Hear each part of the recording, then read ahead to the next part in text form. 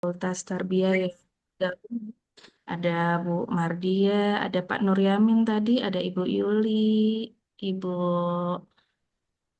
Fitri dan lain-lain ya, karena banyak sekali saya lihat di sini ada juga banyak mahasiswa, mungkin di sini ada juga mahasiswa S1, S2 sampai S3 barangkali ya. Sebelumnya kita panjatkan dulu puja dan puji syukur kepada Allah Subhanahu wa taala karena berkat rahmat dan hidayahnya kita bisa berkumpul di room meeting Zoom ini untuk mendengarkan kembali sesi ngaji ya, sesi kedua. Alhamdulillah hari ini kita kembali berjumpa dalam ngaji di sesi kedua. Izin menyampaikan juga dulu sedikit bahwa di sini ada pergeseran narasumber ya. Yang tadinya Ibu Duha kita ganti dulu menjadi Ibu Muhlisa. Jadi Ibu Duha nanti di pekan ketiga, hari Rabu pekan ketiga karena kita menyesuaikan jadwal dari narasumber kita. Di pekan pertama Rabu yang lalu, kita sudah mendengarkan dari narasumber pertama ya, ada Bapak Dr. Muhammad Yusuf Tahir tentang paradigma metode penelitian kualitatif dan pertanyaan kualitatif yang sudah dibahas secara mendalam oleh beliau sampai ke hakikatnya ya. Yang dihadiri kurang lebih saat itu ada 60 sampai 80 peserta, alhamdulillah. Nah, hari ini juga kita akan bahas lagi secara lebih dalam oleh narasumber kita yang kedua yaitu Ibu Dr. Mukhlisa tentang analisis data kualitatif. Jadi materi-materi yang disajikan ini insya Allah akan disampaikan oleh narasumber dan menjadi pencerahan bagi kita yang masih abu-abu tentang penelitian kualitatif.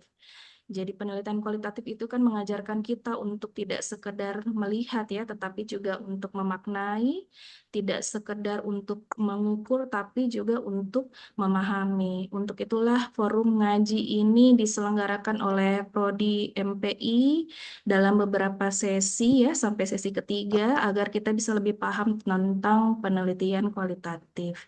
Jadi kami berharap di sela-sela waktu kosong kita ini hingga jam 12.00 WITA nanti kita lebih berisi dengan ilmu yang bermanfaat karena di forum ini menjadi ladang bagi Bapak Ibu dan mahasiswa sekalian untuk mencari makna kualitatif sebelum kita semua bisa turun ke lapangan. Semakin ramai saya lihat ada juga Pak Mapa, ada Pak Tamrin, ada Pak Nuryamin dan lain-lainnya ya. Selamat Salam bergabung Bapak Ibu terhormat semua. saya. Iya, baik. Saya kira saya tidak perlu berlama-lama. Akhir kata saya ucapkan selamat mengikuti sesi ngaji sesi kedua ini. Semoga apa yang kita bahas hari ini menjadi bekal untuk menjadi ilmuwan yang tidak hanya cerdas secara intelektual, tetapi juga tajam secara emosional dan juga spiritual. Untuk selanjutnya saya serahkan dengan hormat kepada moderator Bapak Dr. Daniel MPD. Silakan Pak. Baik, terima kasih. Baik, Bapak Ibu sekalian, kita mulai kegiatan ngaji kita pada hari ini. Bismillahirrahmanirrahim. Assalamualaikum warahmatullahi wabarakatuh. Waalaikumsalam warahmatullahi wabarakatuh. Yang saya hormati Ibu Lisa Nursita, SE MSI, selaku Sekretaris Jurusan Prodi Manajemen Pendidikan Islam. Yang saya hormati Ibu narasumber, Ibu Dr. Muhlisa, SPMA. Yang saya hormati Bapak Ibu dosen yang sempat bergabung pada kesempatan hari ini, para mahasiswa dan seluruh peserta yang sempat bergabung pada hari ini. Alhamdulillah, alhamdulillahirabbil alamin wa bihi nasta'inu ala umuri dunya waddin wala haula wala quwata illa billah. Wassalatu wassalamu ala asyrafil anbiya'i wal mursalin wa ala alihi wa sahbihi ajma'in. Rabbi syrah li sadri wa yassir li amri wahlul 'uqdatam min lisani yafqahu qawli. Amma ba'd.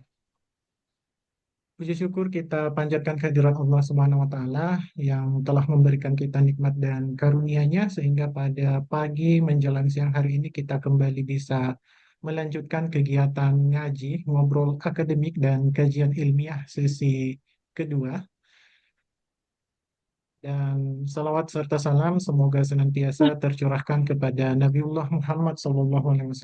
Allahumma salli wa sallim wa barik alaih. Beliau adalah manusia terbaik yang pernah diutus ke muka bumi ini untuk menjadi suri tauladan bagi kita semua. Baik, Bapak Ibu yang kami hormati, pada hari ini kita kembali menyelenggarakan kegiatan ngaji, ngobrol akademik, dan kajian ilmiah sesi kedua dengan tema metodologi penelitian kualitatif, analisis data, dan keabsahan data. Jadi tadi sudah disampaikan oleh Ibu Lisa Nursita bahwa ada pergeseran waktu dan kami ucapkan terima kasih kepada Ibu Lisa juga ya yang bersedia bertukar waktu dengan Ibu Duha untuk menyampaikan materinya pada kesempatan hari ini. Dan kita akan membahas terkait dengan analisis data dan keabsahan data. Jadi ini khususnya bagi para adik-adik mahasiswa, ini adalah momentum bagi adik-adik untuk bisa mendalami terkait dengan metodologi penelitian kualitatif, terutama bagi yang sudah sementara dan akan menyusun skripsi, baik di tingkat S1, S2 maupun S3. Baik, Bapak Ibu, saya Daniel Rahman yang akan memandu eh, kegiatan kita pada hari ini, kegiatan ngaji kita ya. Sebelum saya mempersilahkan kepada Ibu narasumber untuk menyampaikan materinya, izinkan saya untuk membacakan daftar riwayat hidup beliau. Beliau bernama lengkap Dr. Muhlisa, SCMA. Beliau lahir di Palopo 19 November 1985. Beliau merupakan dosen psikologi pada Fakultas Tarbiyah UIN Alauddin Makassar. Beliau menyelesaikan pendidikan S1 pada Fakultas Psikologi Universitas Negeri Makassar pada tahun 2008 dan pada jenjang magister di Sains Psikologi Universitas Gajah Mada pada tahun 2010 dan pada jenjang doktor diselesaikan pada tahun 2024 di Psikologi Universitas Gajah Mada. Jadi beliau ini adalah pakar dalam bidang psikologi S1, S2, dan S3, semuanya dari jurusan psikologi. Beliau juga pernah mendapatkan beasiswa dan penghargaan beasiswa moral 5.000 doktor Kementerian Agama tahun 2018 dan telah mendapatkan Satya Lencana ya pengabdian 10 tahun pada tahun 2021. Beliau merupakan dosen psikologi perkembangan di UIN Alauddin Makassar sampai sekarang. Beliau juga merupakan reviewer pada jurnal Lentera Pendidikan dari tahun 2017 sampai sekarang, editor jurnal pada Psikologi Chandrawija, Ketua Divisi Pemulihan ULT PPKS UIN Alauddin Makassar, Koordinator Bidang Konseling Pusat Layanan Disabilitas UIN Alauddin Makassar, anggota Asosiasi Psikologi Islam Sulawesi Selatan dari tahun 2024 sampai sekarang. Dan ada banyak pendidikan nonformal atau pelatihan yang pernah beliau ikuti dan yang paling terbaru ada workshop Collaborative Stakeholder Engagement Event, The Future Psychology Undergraduate Education in Indonesia, CICP di UGM pada tahun 2023. Beliau juga pernah menjadi conference speakers, di antaranya ada 10th International Conference on Indigenous and Cultural Psychology atau ICICP di Yogyakarta pada tahun 2019, Temu Ilmiah Nasional ke-11 Ikatan Psikologi Perkembangan Indonesia di Malang pada tahun 2019. Dan penelitian dan publikasi terbaru beliau ada banyak sekali dan yang terbaru seperti yang ada di CV ini yang paling terbaru di tahun 2025 ada konsep dan makna nilai budaya pada relasi orang tua dan anak di keluarga Bugis Sulawesi Selatan pada jurnal Si Pakalebih.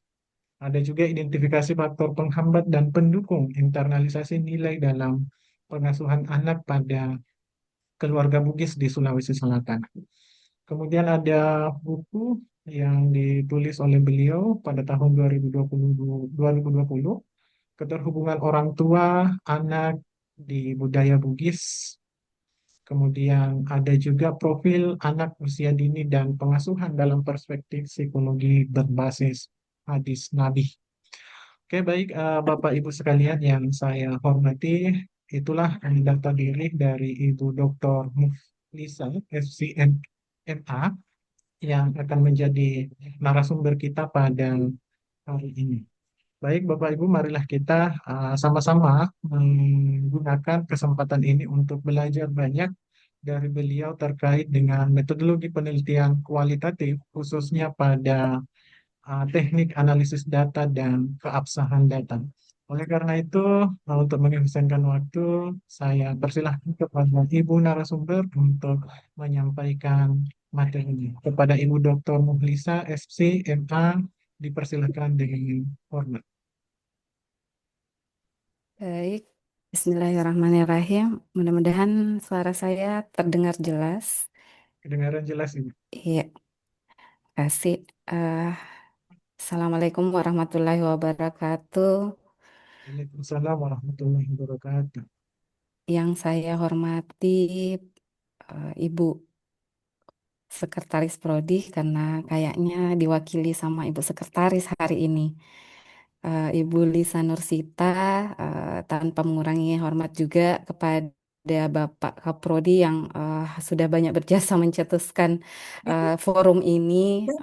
Ini sudah jadi forum kedua Bu Lisa untuk Pak Afif itu memprogramkan kalau di tahun yang lalu, kalau saya tidak salah ada ngopi. Jadi Iya, ngobrol pintar, ya kebetulan waktu itu saya juga jadi narasumber terkait pengasuhan. Jadi alhamdulillah tahun ini bisa bermanfaat lagi untuk kita Ini sharing-sharing bersama enggak deh. dengan topik yang Enggak. mungkin Lu lebih kesini sih. mendalam Lu terkait metodologi penelitian.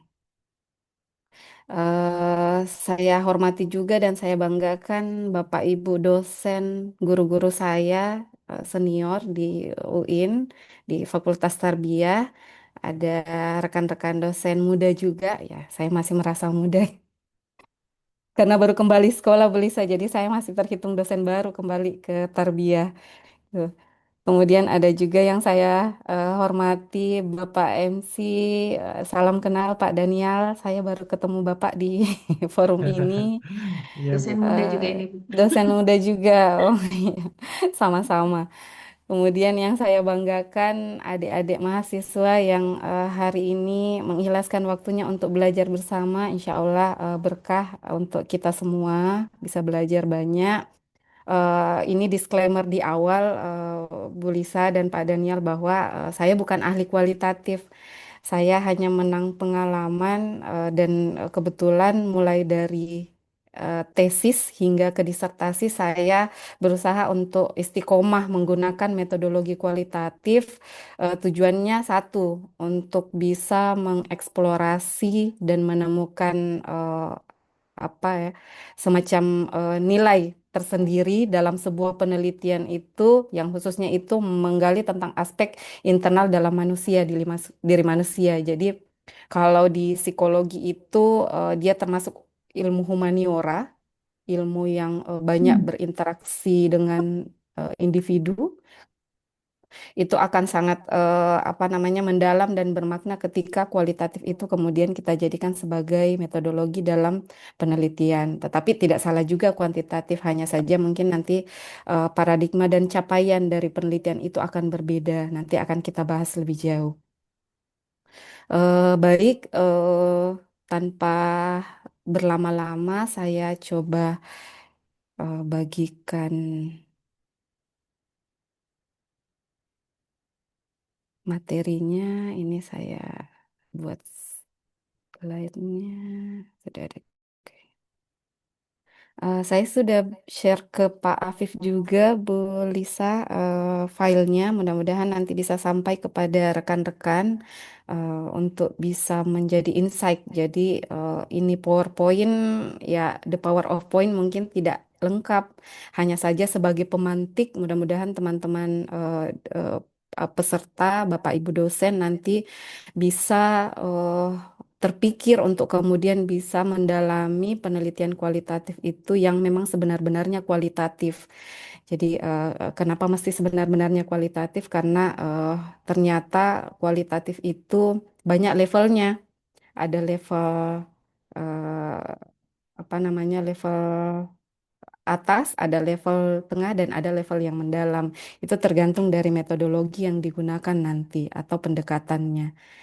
Tuh, jadi untuk saya mungkin ini nyebrang ya, Bu Lisa dan Pak Daniel, mestinya kita mengenali dulu kira-kira jenis penelitian kualitatif itu apa, karena terkait keabsahan dan olah data itu sangat-sangat bergantung pada jenis kualitatif apa yang akan kita pakai gitu. Cuman mungkin akan nyerempet sendiri, insya Allah nanti minggu depan akan diperdalam oleh Ibu Duha. Saya brainstorming dulu ya untuk minggu lalu kita bahas tentang kualitatif. Jadi dibahas oleh Pak Yusuf minggu lalu bahwa kualitatif itu eh, dibandingkan dengan kuantitatif memiliki ciri khas tertentu. Yang saya bisa simpulkan di sini bahwa definisi dari kualitatif itu sendiri sudah mencerminkan apa sebenarnya isi dari penelitian yang akan dilakukan terkait proses, prinsip, kemudian olah data hingga pada temuan nanti di lapangan gitu. Jadi secara umum kualitatif itu sendiri adalah pendekatan ilmiah yang berfokus pada pemahaman mendalam. Jadi sangat berbeda dengan kuantitatif yang apa namanya, berawal dari praduga, berawal dari hipotesis, artinya kita punya modal pengetahuan dan modal dasar untuk kemudian mengkaji dan menguji argumen kita itu. Jadi argumen itu sudah ada dasarnya. Kalau penelitian kualitatif itu kita justru berangkat kosong. Jadi tidak ada apa-apa, tidak ada pengetahuan, hanya berdasar pada rasa ingin tahu. Itu. Jadi kalau peneliti kualitatif itu harus berupaya untuk menetralkan diri, berangkat pada apa yang ingin saya ketahui, sehingga tujuan dari penelitian ini pada pemahaman mendalam itu. Jadi bukan untuk menguji, bukan untuk menegakkan hipotesis, dan bukan untuk kemudian mencoba apa namanya, mendukung argumen yang kita punya di awal gitu. Jadi tidak ada modalnya. Kemudian pendekatan kualitatif ini berasal dari kata kualitas, bukan kuantitas. Jadi kita memposisikan dua dua apa namanya, dua istilah yang saling berlawanan, itu kualitas dan kuantitas.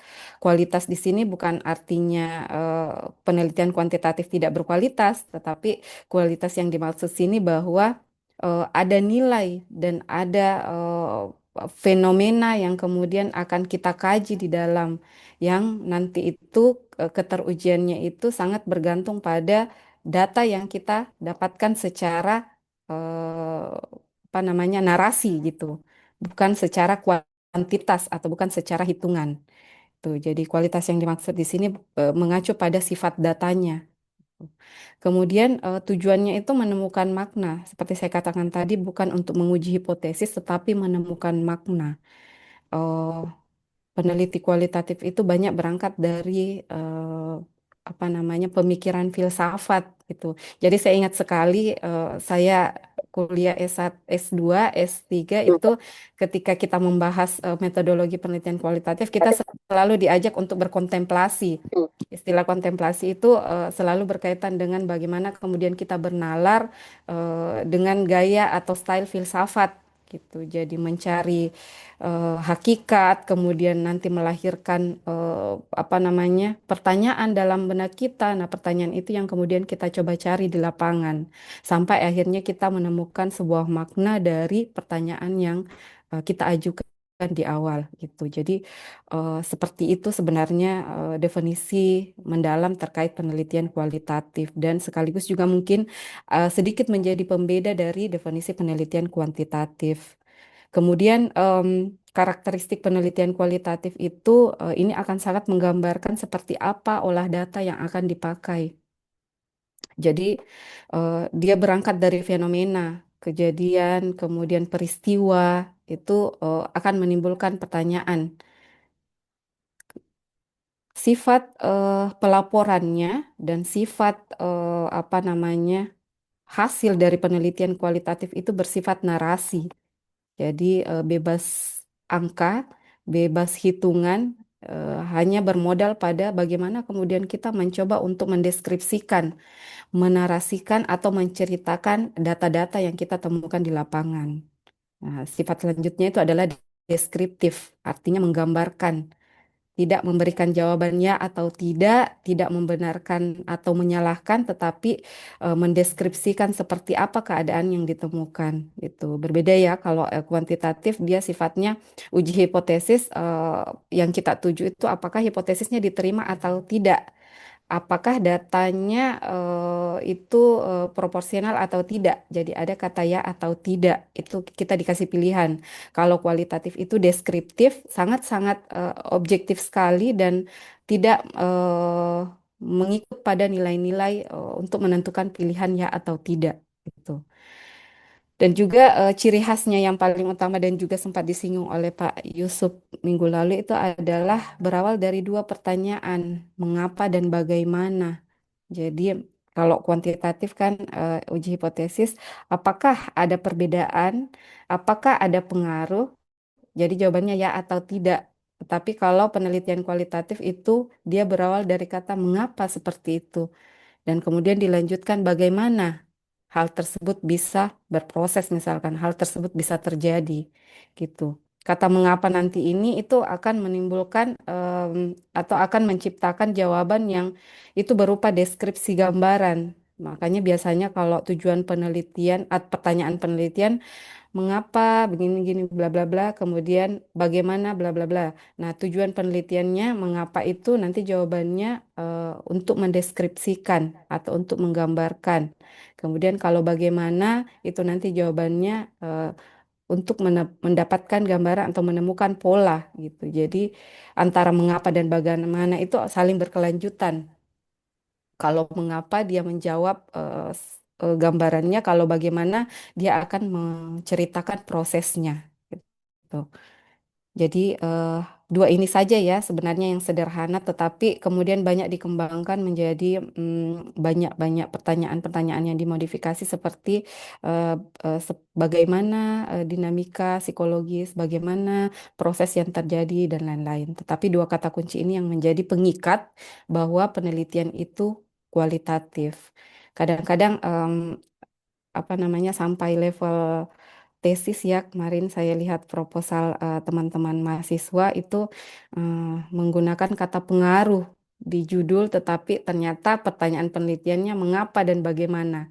Nah, itu yang perlu dipahami bahwa penelitian kualitatif itu tidak hanya bercirikan melalui judul, tetapi juga bercirikan melalui pertanyaan penelitian yang kita tawarkan dalam apa namanya rancangan penelitian yang akan kita lakukan.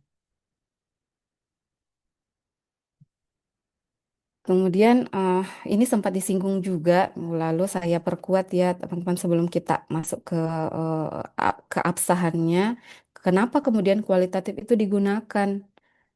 Seperti apakah ciri-ciri penelitian atau seperti apa keadaan ketika kita meneliti itu harus menggunakan kualitatif dibandingkan kuantitatif. Jadi urgensi penggunaan penelitian kualitatif, metodologinya itu sendiri itu mengacu pada beberapa hal.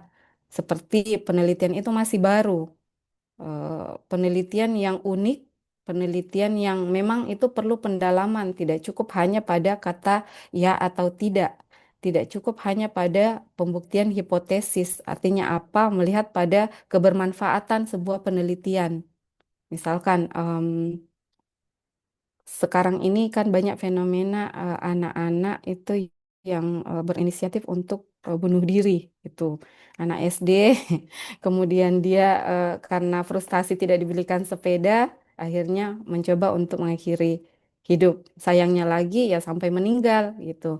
Nah, kalau misalkan kita melakukan penelitian kuantitatif itu apa saja apa namanya kita ambil satu variabel misalkan pengaruh punishment orang tua terhadap tingkat depresi anak. Jadi apakah punishment ini berpengaruh kepada depresinya anak? Kalau jawabannya mungkin hipotesisnya diterima, ya ada pengaruh. Tetapi kemudian apakah sampai di situ? Kebermanfaatannya yang kita perlukan kan mau ditahu. Kenapa kemudian itu terjadi? Kenapa kemudian punishment itu diberikan? Nah, jadi ketika kita mau kebermanfaatan penelitian itu lebih mendalam, nah kita perdalam dengan penelitian kualitatif. Jadi profil misalkan orang tua dengan anak yang bunuh diri misalkan. Nah, di situ eh, dinamika psikologisnya nanti akan kelihatan dan bisa menjadi pembelajaran di kemudian hari untuk para orang tua seperti apa kemudian punishment itu diterapkan secara lebih ideal gitu. Kemudian penelitian itu kurang referensi. Biasanya ini sama penelitian saya kemarin itu terkait etnografi. Jadi saya mengambil penelitian kualitatif etnografi itu karena kurangnya data-data terkait pengembangan nilai budaya Bugis yang saat ini itu banyak apa namanya dilestarikan oleh kaum-kaum anak muda ya, generasi milenial hingga generasi Gen Z itu.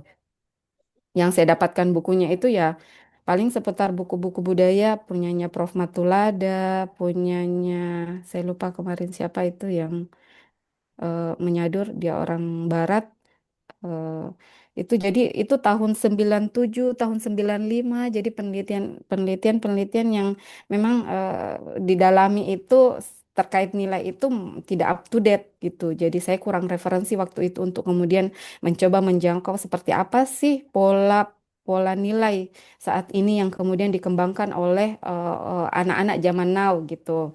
Apakah masih setara esensi nilainya dengan orang-orang dulu yang kemudian bisa kita tahu itu masih sangat melestarikan nilai-nilai tersebut, apalagi saat ini banyak di apa dipengaruhi oleh teknologi gitu. Nah, akhirnya saya memutuskan untuk mengambil kualitatif etnografi.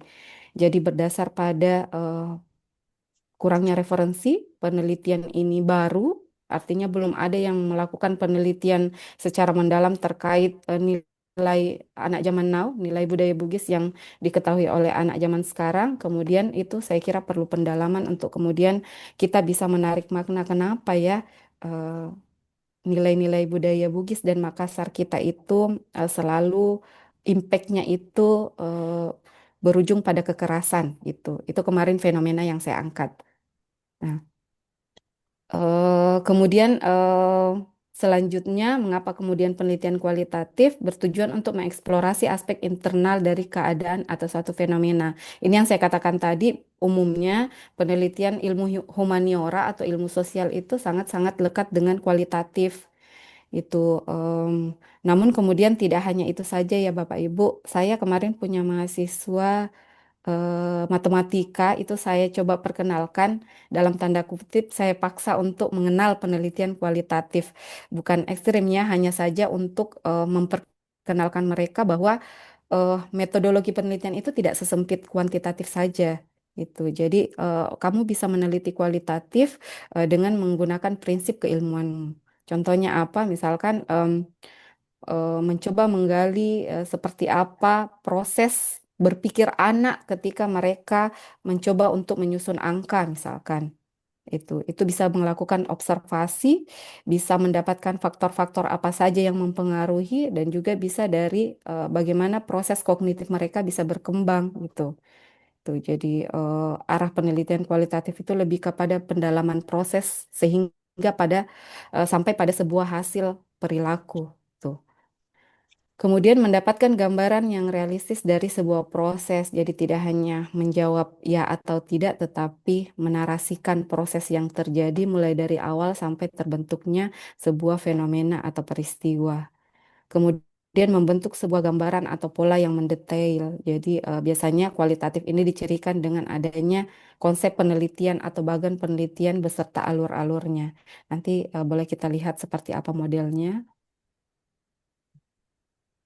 Kemudian kita masuk ke keabsahan data. Jadi Kalau di kuantitatif itu ada istilah validitas dan reliabilitas. Keabsahan data dalam penelitian kualitatif itu sendiri bisa dilihat pada seperti apa konsistensi prosedur penelitian berlangsung.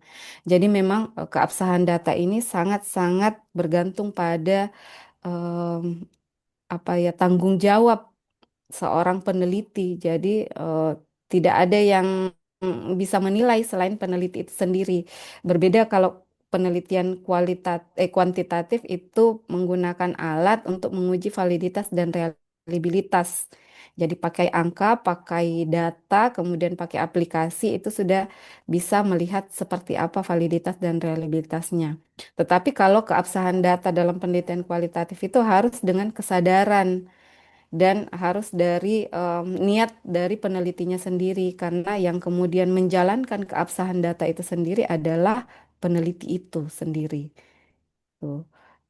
Kalau kita lihat reliabilitasnya di sini itu konsistensi dari prosedur penelitian yang berlangsung. Ada beberapa eh, tahapan yang kemudian berjalan ketika kita mau menerapkan reliabilitas sebuah penelitian. Yang pertama itu instrumen itu divalidasi dengan melibatkan validator ahli sama ya Bapak Ibu. Validator ahli juga dipergunakan untuk memvalidasi instrumennya. Bagaimana cara memvalidasinya? Jadi eh, eh, apa namanya instrumen guide wawancara atau panduan wawancara itu nanti disajikan dalam bentuk apa namanya pertanyaan-pertanyaan yang dikelompokkan berdasarkan apa yang mau diukur. Jadi harus ada indikatornya di atas untuk kemudian diperiksa oleh validator ahli apakah memang pertanyaan-pertanyaan ini Ih, akan ay menjawab bumuli, sesuai kira dengan buduha. Kira apa buduha namanya. tadi ini. Sering buduha. Masa? Jadi validator ahli ini itu nanti yang akan kemudian mencoba mencocokkan apakah pertanyaan penelitian tersebut akan mewakili dari indikator yang akan diungkap gitu. Tuh, jadi tidak menggunakan aplikasi, tidak menggunakan perhitungan, tetapi berdasar pada kesadaran ahli, validator ahli dan juga dari peneliti sendiri. Kemudian menggunakan enumerator yang profesional. Jadi istilah enumerator ini adalah kalau kita bisa istilahkan secara sederhana seperti asisten peneliti. Jadi sebenarnya kita manusia biasa ya itu punya keterbatasan apa memori, punya keterbatasan fokus, punya keterbatasan objektivitas. Kadang-kadang moodnya tidak bagus. Itu biasanya akan menghasilkan data yang kemudian itu bisa saja tidak mendalam atau bisa saja itu sangat subjektif. Makanya digunakan enumerator. Jadi orang lain yang terlibat dalam penelitian kita yang kemudian membantu kita untuk melakukan proses wawancara dan observasi. Itu. Jadi ini sangat membantu sekali untuk menguji dan juga untuk bisa apa namanya mempertahankan profesionalitas kita dalam menemukan data di lapangan gitu. Jadi apa namanya enumerator itu biasanya mahasiswa yang berkecimpung dalam bidang yang akan kita teliti itu bisa jadi enumerator atau orang-orang yang memang punya pengalaman di lapangan untuk mendapatkan data hasil observasi dan wawancara gitu. Kemudian field note. Jadi field note ini semacam catatan lapangan. Kalau saya kemarin ini sangat membantu sekali dan memang diingatkan oleh dosen saya, jangan pernah tidak ada field note yang dihasilkan dari lapangan meskipun itu kamu punya rekaman. Karena ternyata field note itu nanti menjadi apa namanya semacam pengingat kita terhadap momen-momen tertentu ketika rekaman itu kan rekaman dalam bentuk suara ya. Jadi visualisasi memori kita itu ada pada field note-nya. Dan ini sangat-sangat membantu sekali kita untuk membuat kesan terhadap data-data yang kita hasilkan di lapangan. Itu. Contohnya field note-nya misalkan hari ini saya berkunjung ke rumahnya Bapak A, dia keluar ketika membuka pintu memakai sarung. Nah, apa istilah? Em, apa namanya? Penampilan dengan memakai sarung itu sendiri nanti itu menjadi makna tersendiri. dia memakai sarung karena belum mandi, belum siap pada jam tersebut, atau dia memakai sarung karena itu menjadi ciri khasnya dia di rumah misalkan. Itu akan memberikan makna tersendiri tergantung topik apa yang kemudian nanti akan kita kaji itu. Tuh, jadi susunan rumah, kemudian tata letak benda-benda yang ada dalam rumah, itu juga akan memberikan makna tersendiri dari apa namanya sebuah data yang kita dapatkan. Jadi tidak serta-merta hanya dari wawancara saja ya, tetapi dari dokumentasi seperti apa keadaan ruang fisik yang ada dalam setting wawancara dan pengamatan kita itu sangat-sangat berpengaruh atau sangat-sangat menguntungkan kita untuk mendapatkan data gitu. Dan sekaligus juga menguji reliabilitas kita ya, konsistensi dalam penelitian itu. Kemudian validitas. Validitas itu jaminan data dan interpretasi itu apakah memang menggambarkan yang dimau oleh partisipan atau yang kemudian partisipan itu sesuai dengan yang ada di pikiran ataupun perspektifnya mereka. Jadi validitasnya itu bisa diuji dari tiga tahapan ini. Ada triangulasi. Saya kira ini apa namanya istilah yang umum di kualitatif sering kita dengar. Triangulasi itu ada tiga yang paling umum. Itu ketika kita mencoba menguji apakah pertanyaan penelitian ini itu sudah menjawab data. Jadi kita tanyakan kepada, kalau misalkan dalam setting keluarga, kita tanyakan kepada anaknya, kita tanyakan kepada ibunya, kita tanyakan juga kepada bapaknya dengan pertanyaan yang sama. Terus kemudian kita lihat jawabannya. Kalau sinkron jawabannya berarti ada kesepakatan terhadap proses tersebut misalkan. Tetapi kalau tidak sinkron, nah ini kemudian kita tindak lanjuti yang mana yang benar, yang mana yang faking good atau yang fiktif. Faking good maksudnya dia memberikan data yang ideal ya supaya terlihat profilnya mereka bagus gitu. Nah, istilah faking good, faking bad ini juga banyak terpakai di apa namanya penelitian kualitatif karena kadang-kadang kalau kita menawarkan diri untuk mewawancarai eh, apa partisipan terkait satu topik tertentu itu biasanya mereka mau memberikan jawaban yang paling ideal, bukan jawaban yang sesungguhnya. Nah, ini yang perlu dihindari. Makanya triangulasi ini dihadirkan supaya bisa betul-betul penelitian ini dan pertanyaan ini itu menjawab apa yang kita tuju atau apa yang kita butuhkan.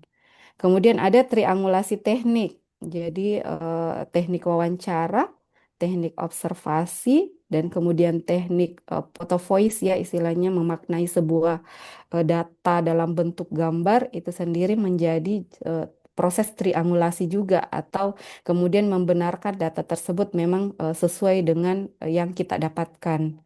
Kemudian ada triangulasi waktu. Jadi kita datang ke rumahnya partisipan kan tidak hanya satu kali. Kadang-kadang kita datang pagi, coba deh besok saya minta izin datang siang. Kalau setelah siang, saya coba deh kira-kira kalau malam seperti apa ya keadaannya.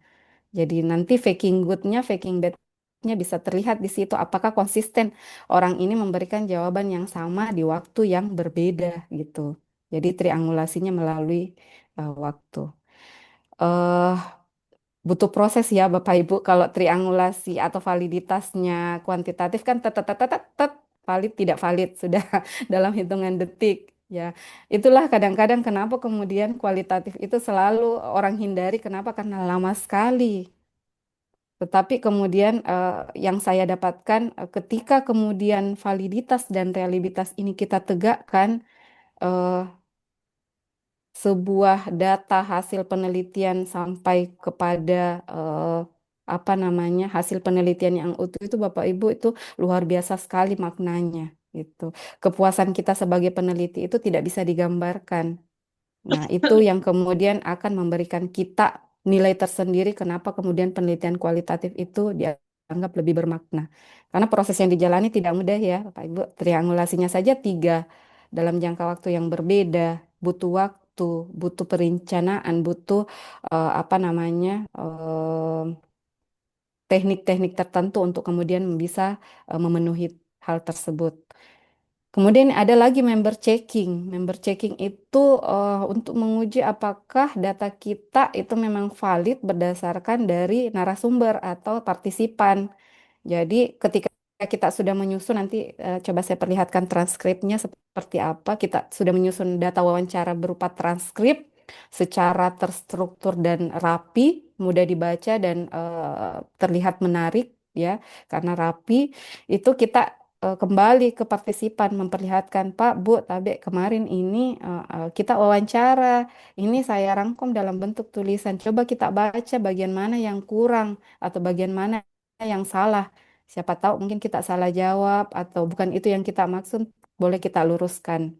Supaya apa? Supaya data itu ya betul-betul sesuai dengan apa yang dimaksud oleh partisipan tersebut. Jadi berlandaskan pada perspektif partisipan, bukan berlandaskan pada subjektivitas kita untuk memberikan interpretasi. Memang kita memberikan interpretasi, Bapak Ibu, tetapi lagi-lagi selalu mengembalikan kepada partisipannya. Begini Mikah yang kita maksud. Seperti ini Mikah keadaannya, ini Mikah yang kita jawab kemarin, cocok sesuai Mi Bapak Ibu. Itu. Jadi itu member checking, kembali lagi ke partisipan. Kemudian partisipatif, jadi penelitian kualitatif itu tidak di belakang layar. Kadang-kadang kalau kuantitatif itu kita sebar angket tanpa bersentuhan langsung dengan partisipan itu jadi. Kita kemudian apa namanya memberikan Google Form, kita dapatkan data, kita olah secara kuantitatif jadi. Tuh. Kalau penelitian kualitatif itu partisipatif, kita terjun langsung bersama dengan partisipan, kemudian mereka melakukan kegiatan apa kita bantu. Nah, disitulah kemudian data-data itu kita kumpulkan melalui memori dan melalui kesan yang kita dapatkan. Kemudian dilanjutkan dengan probing, ketika data itu sudah ada, itu kalau kuantitatif ya apa data yang ada, valid tidak valid ya sudah tek sampai di situ. Kalau penelitian kualitatif itu harus ada probing. Jadi pada saat kita menyusun transkrip kayaknya kurang deh. Ya ada penelitian, ada pertanyaan penelitian kok yang tidak terjawab. Kita harus kembali ke lapangan untuk bertanya kembali. Jadi ada proses untuk menggali data sebenar-benarnya sesuai dengan pertanyaan penelitian dan jawaban yang kita butuhkan. Dan ada konfirmabilitas, jadi berdasarkan pada prinsip objektif dan netral. Sebelum berangkat ke lapangan, keadaan diri kita itu harus betul-betul netral. Ada tendensi pribadi dengan partisipan atau tidak, disitulah diuji bagaimana kemudian kita secara profesional berdiri sebagai peneliti, bukan berdiri sebagai orang yang misalkan berkonflik dengan partisipan, orang yang mungkin tidak senang dengan partisipan, tidak. Jadi peneliti kualitatif itu akan selalu diuji dengan profesionalitas dia untuk kemudian selalu tampil objektif dan netral. Itu. Itu ya, jadi keabsahan datanya itu mungkin di sini poin-poinnya sedikit, tetapi eh, proses yang dilewati itu akan panjang. Kemudian eh, terkait olah datanya, yang paling umum, mungkin adik-adik mahasiswa juga ketika melirik kualitatif selalu menemukan ini, 3 tahapan dalam olah data. Jadi ini yang paling banyak disadur, yang paling banyak digunakan bahwa secara umum olah data dalam penelitian kualitatif itu memang terdiri atas 3 tahapan. Itu reduksi data, kemudian penyajian data hingga pada penarikan kesimpulan. Dan terakhirnya itu nanti penulisan laporan gitu. Nah, ini kita lihat satu persatu. Dalam reduksi data dan penyajian data itu mengandung ini ya. Jadi apa namanya antara reduksi data hingga pada penyajian data itu sebenarnya tidak bisa dipisahkan seperti apa analisisnya karena dia berkelanjutan itu. Jadi reduksi data hingga sampai display atau penyajian data itu sangat-sangat bergantung ini yang saya katakan tadi sangat bergantung pada jenis kualitatif apa yang kita gunakan. Secara umum, kita mengenal kualitatif itu ada 4 ya, Ibu. Kualitatif fenomenologi, studi kasus, kemudian grounded teori, dan juga etnografi. Selain itu, saya tidak tahu mungkin itu sudah kualitatif kontemporer. Jadi sudah ada modifikasi-modifikasi prinsip penelitian kualitatif yang kalau saya sendiri S2, S3 hanya empat ini yang kemudian sering digaungkan oleh dosen-dosen saya di apa namanya di UGM, bahwa kualitatif yang memang sebenar-benarnya kualitatif itu ada empat itu. Terkait apakah ada kualitatif studi pustaka, ya itu kualitatif studi pustaka memang kualitatif tetapi bukan dalam jenis field research, ya, jadi bukan data lapangan, dia data pustaka gitu. Tapi kalau yang untuk field research itu ada fenomenologi, studi kasus, kemudian grounded teori dan etnografi. Nanti diperdalam oleh Ibu Duha, insya Allah minggu depan, kapan menggunakan apa namanya metode jenis-jenis penelitian tersebut. Nah, saya kembali kepada jenis analisis data atau memulai dari tahapan reduksi. Jadi setelah data itu kita buat transkrip, kita susun rapi, kita susun dalam bentuk narasi tanya jawab, itu kemudian kita memilih mau menggunakan reduksi data apa atau jenis apa. Nah, itu sangat bergantung sekali pada tampilannya ya. Jadi versi orang membuat transkrip itu beda-beda. Nanti bisa dilihat apa namanya modelnya. Jadi transkrip itu ada yang disajikan jawaban saja semua. Ada juga yang disajikan tanya jawab. Jadi semua menitnya, semua kata-katanya, bahkan kata ah atau kata itu saja bisa ditulis. Karena akan bermakna berapa lama dia mengatakan apakah itu tandanya berpikir atau tandanya bingung atau tandanya tidak mau jawab gitu. Jadi ada makna di kata itu. Itu. Jadi itu namanya interpretasi. Nah, kalau data itu disajikan dalam bentuk tanya jawab secara lengkap, itu akan sangat-sangat kompleks untuk kemudian kita melakukan proses coding. Jadi nanti dia menggunakan analisis tematik atau analisis deskriptif gitu. Jadi umumnya seperti itu. Tetapi kalau data itu disajikan dalam bentuk jawaban saja, itu nanti menggunakan reduksi fenomenologis. Jadi umumnya data-data fenomenologi atau data-data hasil penelitian yang mengacu pada apa pengalaman masa lalu yang mau digali itu biasanya kita berfokus pada jawabannya saja. Nah, kita menggunakan ini reduksi fenomenologis. Jadi di horizontalizing nanti ada contohnya. Kemudian kita mengacu pada proses penyimpulan di cluster of meaning. Tetapi kemudian ketika kita mencoba untuk membedah baik jawaban ataupun pertanyaan itu nanti ada familiarisasi data, kemudian pengkodean, baru mencari tema, baru meninjau tema. Ya mungkin jenis penelitian ini nanti jenis apa analisis nanti tidak akan saya bedah satu-satu ya. Ini 6 SKS Pak Daniel ini.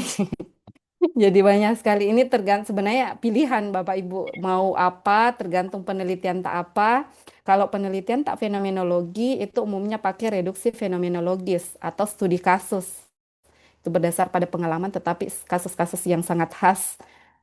Kalau dia umum, tetapi kita mau membuat deskripsi, itu nanti pakai analisis tematik. Jadi kita membagi kira-kira ini temanya apa ya yang dia bicarakan. Oh ini tentang sarung, oh ini temanya tentang makanan, ini temanya tentang ini. Kemudian dari tiga tema itu nanti kita simpulkan, oh orang ini berbicara tentang pengalaman kehidupannya di masa lampau misalkan. Jadi analisis tematik. Ada juga analisis deskriptif. Biasa juga digunakan di fenomenologi atau studi pustaka. Jadi kalau studi pustaka itu kan biasanya potongan-potongan saja ya referensi. Nah itu kita kalau mau mendeskripsikan seperti apa, itu biasanya menggunakan analisis deskriptif. Atau fenomenologi yang mau kita gambarkan sedetail-detailnya kejadian tersebut seperti apa yang melandasi terjadinya sebuah kejadian, itu pakai analisis deskriptif. Saya kira untuk memahami jenis analisis data ini itu sebenarnya harus ada artikel hasil penelitian ya, tapi mohon maaf karena dadakan jadi saya tidak sempat untuk mencarikan seperti apa hasil. Mudah-mudahan nanti ada kelanjutan dari apa forum kita ini nanti kita perdalam di analisisnya seperti apa. Kemudian ada grounded, ini yang levelnya biasanya level disertasi, menghasilkan apa namanya sebuah mini mini teori. Jadi teori lama itu kemudian kita update, ada sesuatu yang baru kita hasilkan, itu analisis menggunakan analisis grounded theory. Itu jadi open codingnya ini itu datanya itu banyak sekali. Jadi bisa sampai puluhan bahkan ratusan orang yang kemudian kita teliti, kita open coding, kemudian kita kelompokkan berdasarkan apa namanya area-area tertentu sampai pada menyimpulkan melalui kategori itu. Jadi ini sangat bergantung sekali kita mau menggunakan penelitian apa, silakan eh, menentukan jenis penelitian yang mau kita gunakan, baru kemudian kita mengacu pada analisis datanya. Gitu. Saya berikan satu contoh yang paling ringan ya, dan ini sudah mulai banyak diaplikasikan oleh teman-teman di S1, teman-teman mahasiswa, itu reduksi fenomenologis. Jadi reduksi fenomenologi seperti ini tampilannya. Ini eh, ini namanya horizontalization. Jadi menggabungkan semua jawaban dari seorang partisipan. Ini terpotong-potong ya, sebenarnya tidak bermakna. Tetapi kemudian kalau kita merajuk pada apa yang kita mau dapatkan, nanti dia akan memberikan jalan untuk menemukan makna gitu. Kalau ini potongan hasil data saya tentang yang saya mau tahu itu seperti apa makna pekerjaan pada orang yang sudah di PHK gitu. Jadi dia menceritakan pengalamannya. Sebenarnya ini pakai bahasa Makassar ya, bahasa Bugis. Sebenarnya menganggur Kak itu enggak berarti enggak mau Kak kerja, tapi karena enggak diterima lamaran kerjaku di beberapa perusahaan. Kita temukan makna, oh makna pekerjaan bagi dia itu sebenarnya bermakna, tetapi karena belum mendapatkan pekerjaan, apa namanya, berarti dia belum bekerja. Kemudian yang saya rasakan bekerja di perusahaan yang dulu itu kurang menyenangkan. Oh, dia menilai bahwa pekerjaannya itu tidak memuaskan gitu. Jadi makna itu sendiri itu sangat bermakna banyak ya. Bisa kita temukan pada penilaiannya, bisa kita temukan pada apa orientasi kerjanya, bisa kita temukan juga pada sebenarnya apa sih yang dia tuju dari pekerjaan tersebut. Nah, ini sangat-sangat apa namanya fleksibel sekali, Pak, Bu. Tergantung dari data yang kita dapatkan, kemudian baru kita coba menyimpulkan tema-tema apa di situ yang muncul. Ini contohnya. Jadi, saya kembali lagi, reduksi data itu adalah tahapan awal di mana kita menyusun transkrip wawancara secara lebih rapi. Yang tadinya catatan lapangan atau rekaman itu disusun secara rapi. Kenapa masih ada nomor-nomornya ini? Ya, nanti untuk bisa memudahkan kita melacak pada saat kita menyusun laporan ini kan nanti terpotong-potong. Misalkan saya mau ambil data, padahal pekerjaan yang saya lakukan sangat berat untuk ukuran karyawan. Oh, berarti nanti kita kasih kode di situ. Pada subjek RW itu di baris ke 8 9 atau 9 10 gitu. Jadi pada saat kita cari nanti datanya itu tidak bingung nih mau cari satu-satu katanya. Tidak di scanning melalui katanya, tetapi melalui barisnya gitu. Jadi ini sebenarnya memudahkan untuk melacak gitu. Itu untuk reduksi data. Nah, penyajian data tadi kalau tadi ini kan horizontalization ini dalam bentuk yang masih sangat-sangat apa namanya kompleks, kemudian dicoba untuk dikelompokkan. Ini yang saya maksud tadi. Subjek YY baris ke 13 14. Menurut saya ini bermakna deh kayaknya. Apa Dik? Coba saya gabungkan nanti dengan yang mirip-mirip. Oh, dia mirip-miripnya itu adalah terkait tujuannya bekerja. Itu saya kelompokkan, ini kayaknya mirip dia apa bercerita tentang penghasilan tuh. Nah, ini dikelompokkan dalam bentuk apa tema-tema besar. Jadi ini tadi subtema, kemudian tema, nanti ini menjadi kategori, subkategori gitu. Jadi dari horizontalization tadi kita apa pilah-pilah kemudian menjadi cluster of meaning. Jadi ada maknanya di situ dari argumen-argumen atau pernyataan-pernyataan dari partisipan. Nah, kemudian penarikan kesimpulan ini sebenarnya prosesnya terskip ya, tetapi secara singkat seperti itu untuk bisa kita simpulkan. Nah, tadi kita dapatkan ada tujuan bekerja sebelum di PHK. Oh, dia berarti di sini posisinya. Jadi tadi dari data banyak itu, kemudian kita ekstrak, ternyata yang kita dapatkan itu ada kategori tujuan bekerja setelah di PHK. Apa subkategorinya? Mendapatkan gaji, mengembangkan karir, dan mendapatkan pengakuan sosial. Itu. Jadi apa ini studi fenomenologi, ini tesis saya seperti ini. Ini tahun 2009 ya, masih sangat sederhana sekali, belum belum terlalu. Saya masih belajar kualitatif juga waktu itu, eh, mencoba apa namanya memilah-milah. Katanya kalau penelitian kualitatif itu mencoba untuk merapikan benang kusut. Jadi benang kusut itu kita coba rapikan. Kalau merapikan benang kusut dengan kesusu atau apa terburu-buru, tentunya nanti lama-lama malah justru tidak bisa diurai ya. Jadi harus pelan-pelan, harus telaten, harus bersabar, katanya momentumnya harus tepat hingga sampai pada kita menemukan temuan gitu dalam bentuk pola. Jadi ini yang saya temukan dari berbagai macam data bahwa ada alurnya ternyata. Judul tesis saya itu makna kerja pada karyawan yang pernah di PHK tetapi bekerja kembali. Jadi terjadi di PHK itu seperti apa prosesnya? Oh, ternyata ada dinamika psikologis yang terbentuk. Apa dinamika psikologisnya? Ada perasaan yang muncul, ada penilaian yang muncul terhadap pekerjaan, dan ada juga dampak terhadap terjadinya PHK itu. Setelah terjadi dinamika psikologis, mereka kemudian mencoba menata kembali tujuannya untuk bekerja. Pada saat mereka bekerja, menata kembali makna yang terbentuk ketika mereka kerja dan seperti apa dampaknya pada kinerjanya di perusahaan gitu. Ini alurnya sebenarnya tidak ada ya Bapak Ibu, tetapi saya yang susun untuk melihat seperti apa perjalanan orang ini untuk kemudian menemukan makna dari pekerjaannya gitu.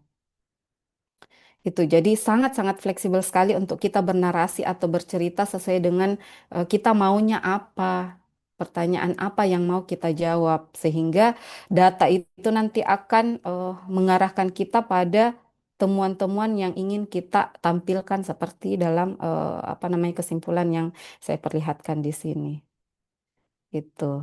Nah, ini ada contoh lagi Bapak Ibu analisis tematik sederhana.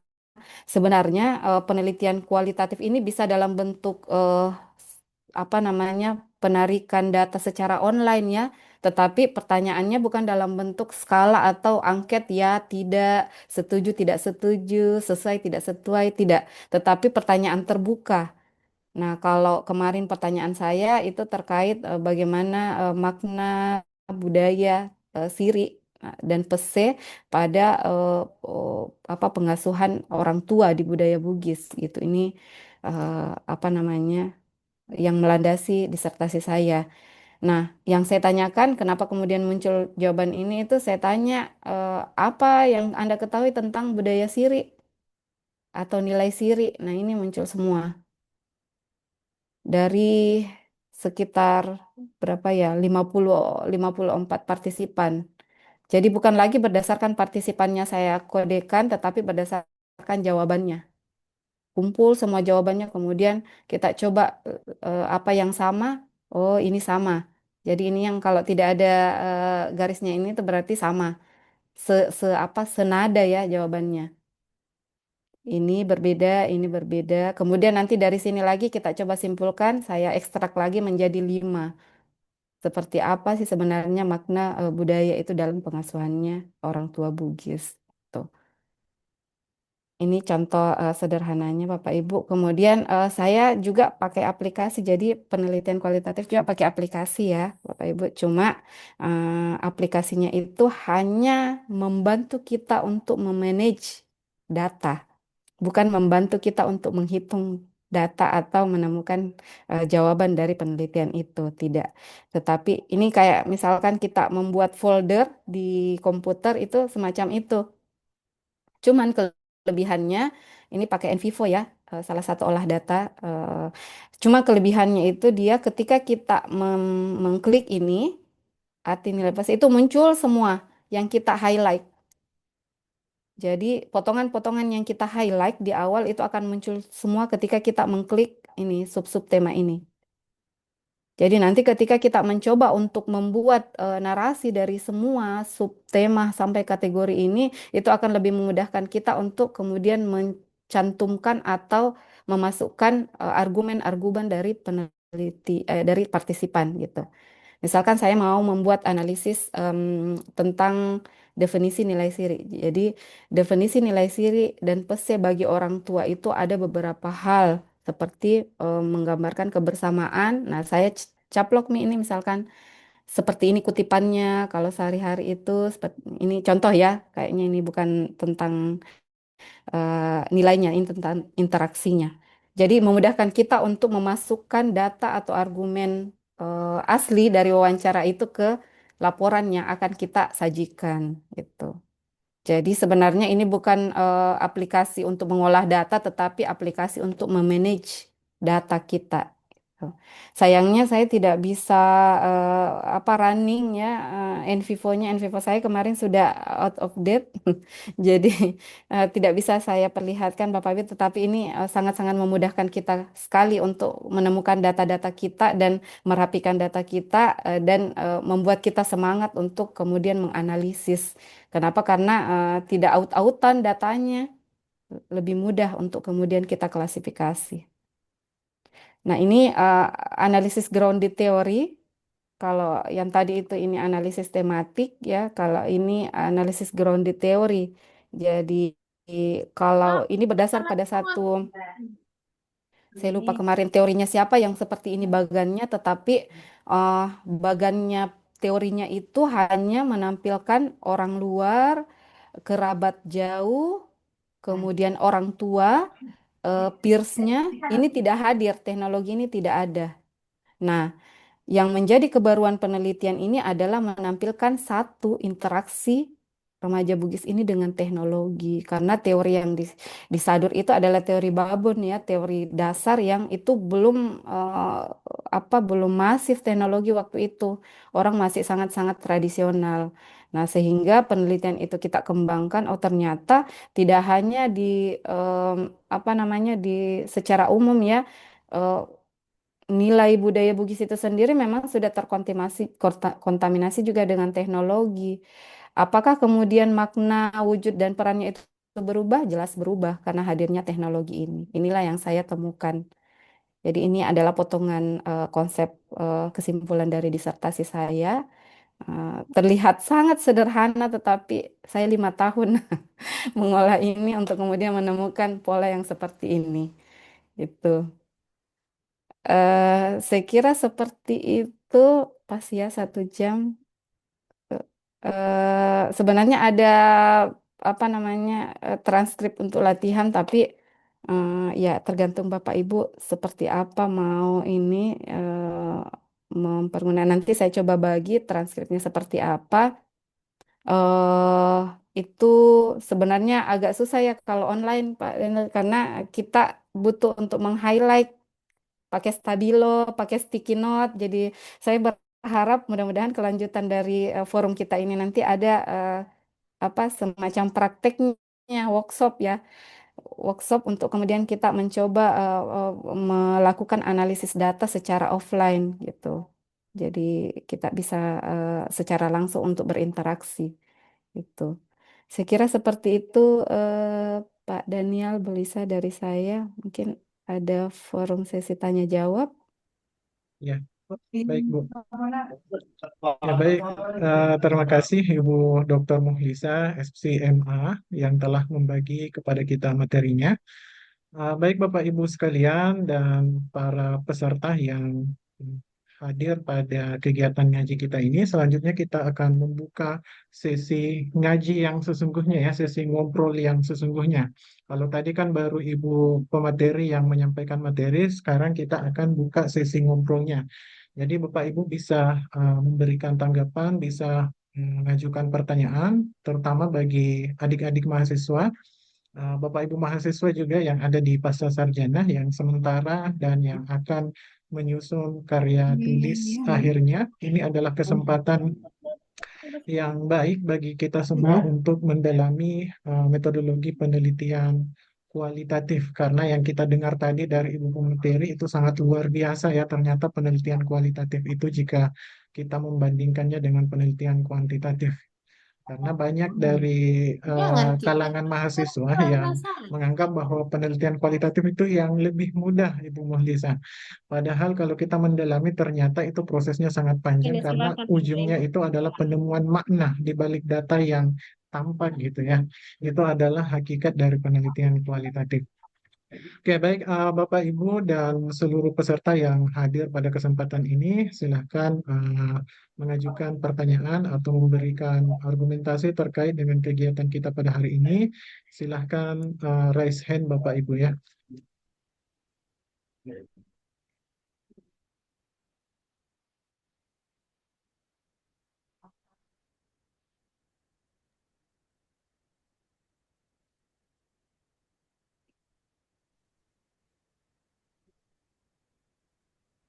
Silahkan Bapak, Ibu. Kualitatif prestasinya.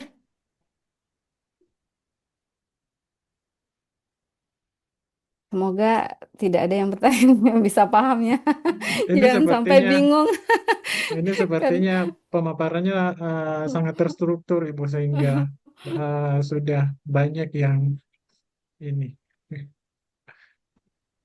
Iya, saya sambil menunggu ya Pak Daniel. Silakan, silakan Ibu. Saya nyambung tadi, ternyata ada stereotip seperti itu ya Pak Daniel, bahwa Iya, penelitian Bu. kualitatif itu lebih mudah Iya. daripada penelitian. Nah, eh, saya ingat sekali waktu saya menyusun disertasi itu sampai eh, promotor saya itu meragukan dan apa Aku namanya sih mau baca penuh.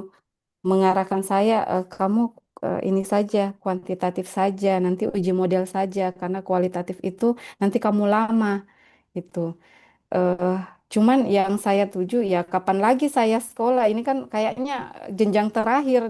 Masa saya mau mengakhiri dengan apa istilahnya membuat produk yang itu tidak cuman setengah hati gitu. Padahal sebenarnya saya menikmati sekali itu mengolah data kualitatif gitu. Ya sudah saya tegaskan waktu itu saya izin Bu untuk kemudian berproses dengan kualitatif. Tapi saya janji akan selesai tuntas terkait waktunya. Saya tidak bisa janji menarget kapan, tetapi insya Allah saya tuntaskan dan itu tidak di luar dari masa studi itu. Makanya lama saya 5 tahun apa namanya berkecimpung untuk meneliti bolak-balik lapangan, bolak-balik olah data, bolak-balik kemudian apa bimbingan dan lain-lain hingga akhirnya selesai gitu. Nah, proses kualitatif itu memang lama kalau memang betul-betul data lapangan itu kita sepenuh hati untuk mencari itu. Jadi saya tidak tahu ya karena sudah lama kayaknya tidak penelitian kuantitatif Pak Daniel. Semenjak S1 terakhir itu penelitian kuantitatif saya itu terkait perbedaan. Jadi uji uji beda ya, uji T itu.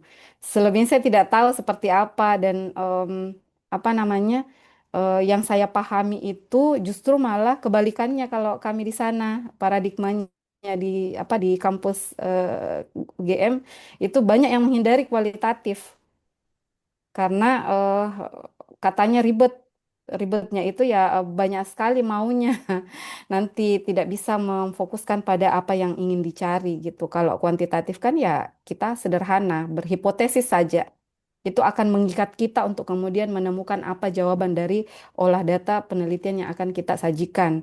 Kalau kualitatif kan tidak. Kualitatif itu selalu banyak maunya itu. Hanya saja kembali lagi pada minat ya, Pak Daniel. Iya, iya. Minatnya seperti apa? Eh, saya tidak selalu memaksakan juga penelitian itu kualitatif, tetapi saya selalu berangkat dari dua itu. Mengapa ya? Bagaimana? Itu. Jadi itu yang mengunci saya untuk kemudian konsisten menemukan data melalui praktek penelitian kualitatif. Itu. Lama ya lama prosesnya, tetapi alhamdulillah sampai sekarang masih ternikmati. Dan satu yang membuat saya apa namanya selalu setia dengan penelitian kualitatif karena setiap hasil penelitian saya itu punya cerita tersendiri gitu. Nah, itu yang kemudian saya tidak temukan pada penelitian-penelitian yang mungkin dengan tanda kutip itu saya proses dengan cara yang instan atau mudah gitu. Ini Nah, ini luar nampaknya biasa ini, ada Bu. Menarik sekali. pertanyaan. Semoga nanti ada sesi saya juga untuk bertanya kepada Ibu. Oh. Kalau misalnya Bapak Ibu yang lain, maka saya akan ambil jatahnya untuk bertanya. Kita harus banyak belajar ini kualitatif. Apalagi saya S1, S2, dan S3 itu kuantitatif, Bu. Oh iya, Ya, baik. Ini saya lihat iya, ada iya. Bapak Dr. Nur Yamin yang raise hand. Kepada Bapak Dr. Nur Yamin, dipersilahkan Bapak.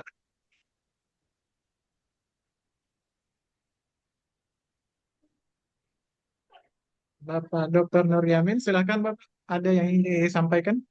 Oh, betul betul. Ini semua. Iya, silakan Pak. Oh, apa Ustadz Tamrin kayaknya. Oh, Saya, satu akun ya. saya Iya. diminta Pak, saya diminta Pak Nur Yamin bertanya. Oh, nah. Oh, Iya, silakan Bapak, silakan silakan Pak. Ustadz. Iya. Menarik sekali saya ikuti apa uraiannya Ibu Lisa.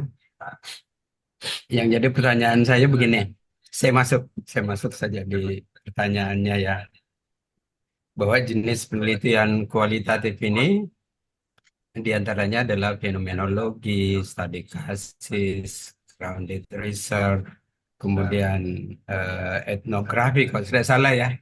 Iya, Ya, sama grounded Ustadz. sangat jauh berbeda dengan kuantitatif yang saya tekunin.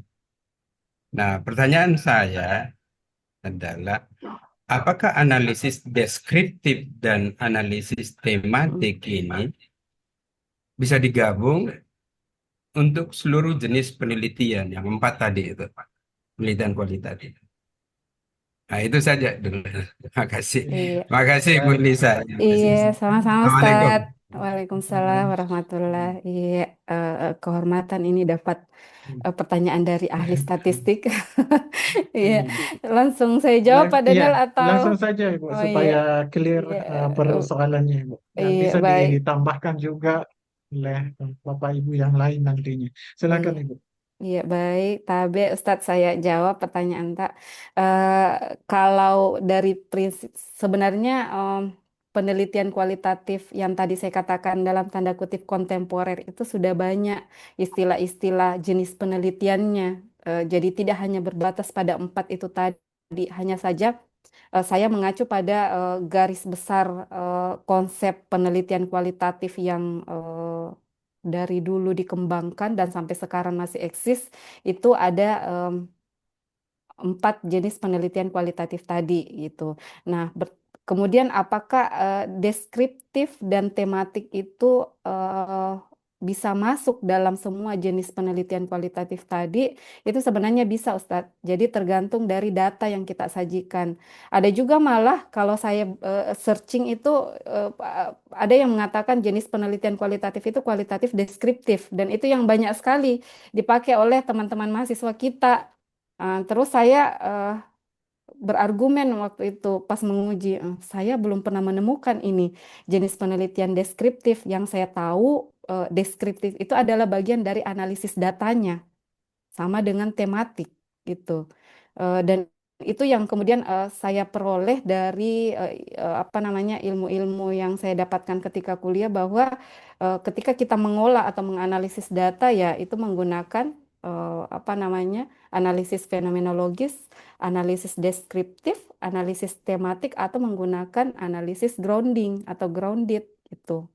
Gitu. Jadi ya tergantung kesepakatan ini Ustadz.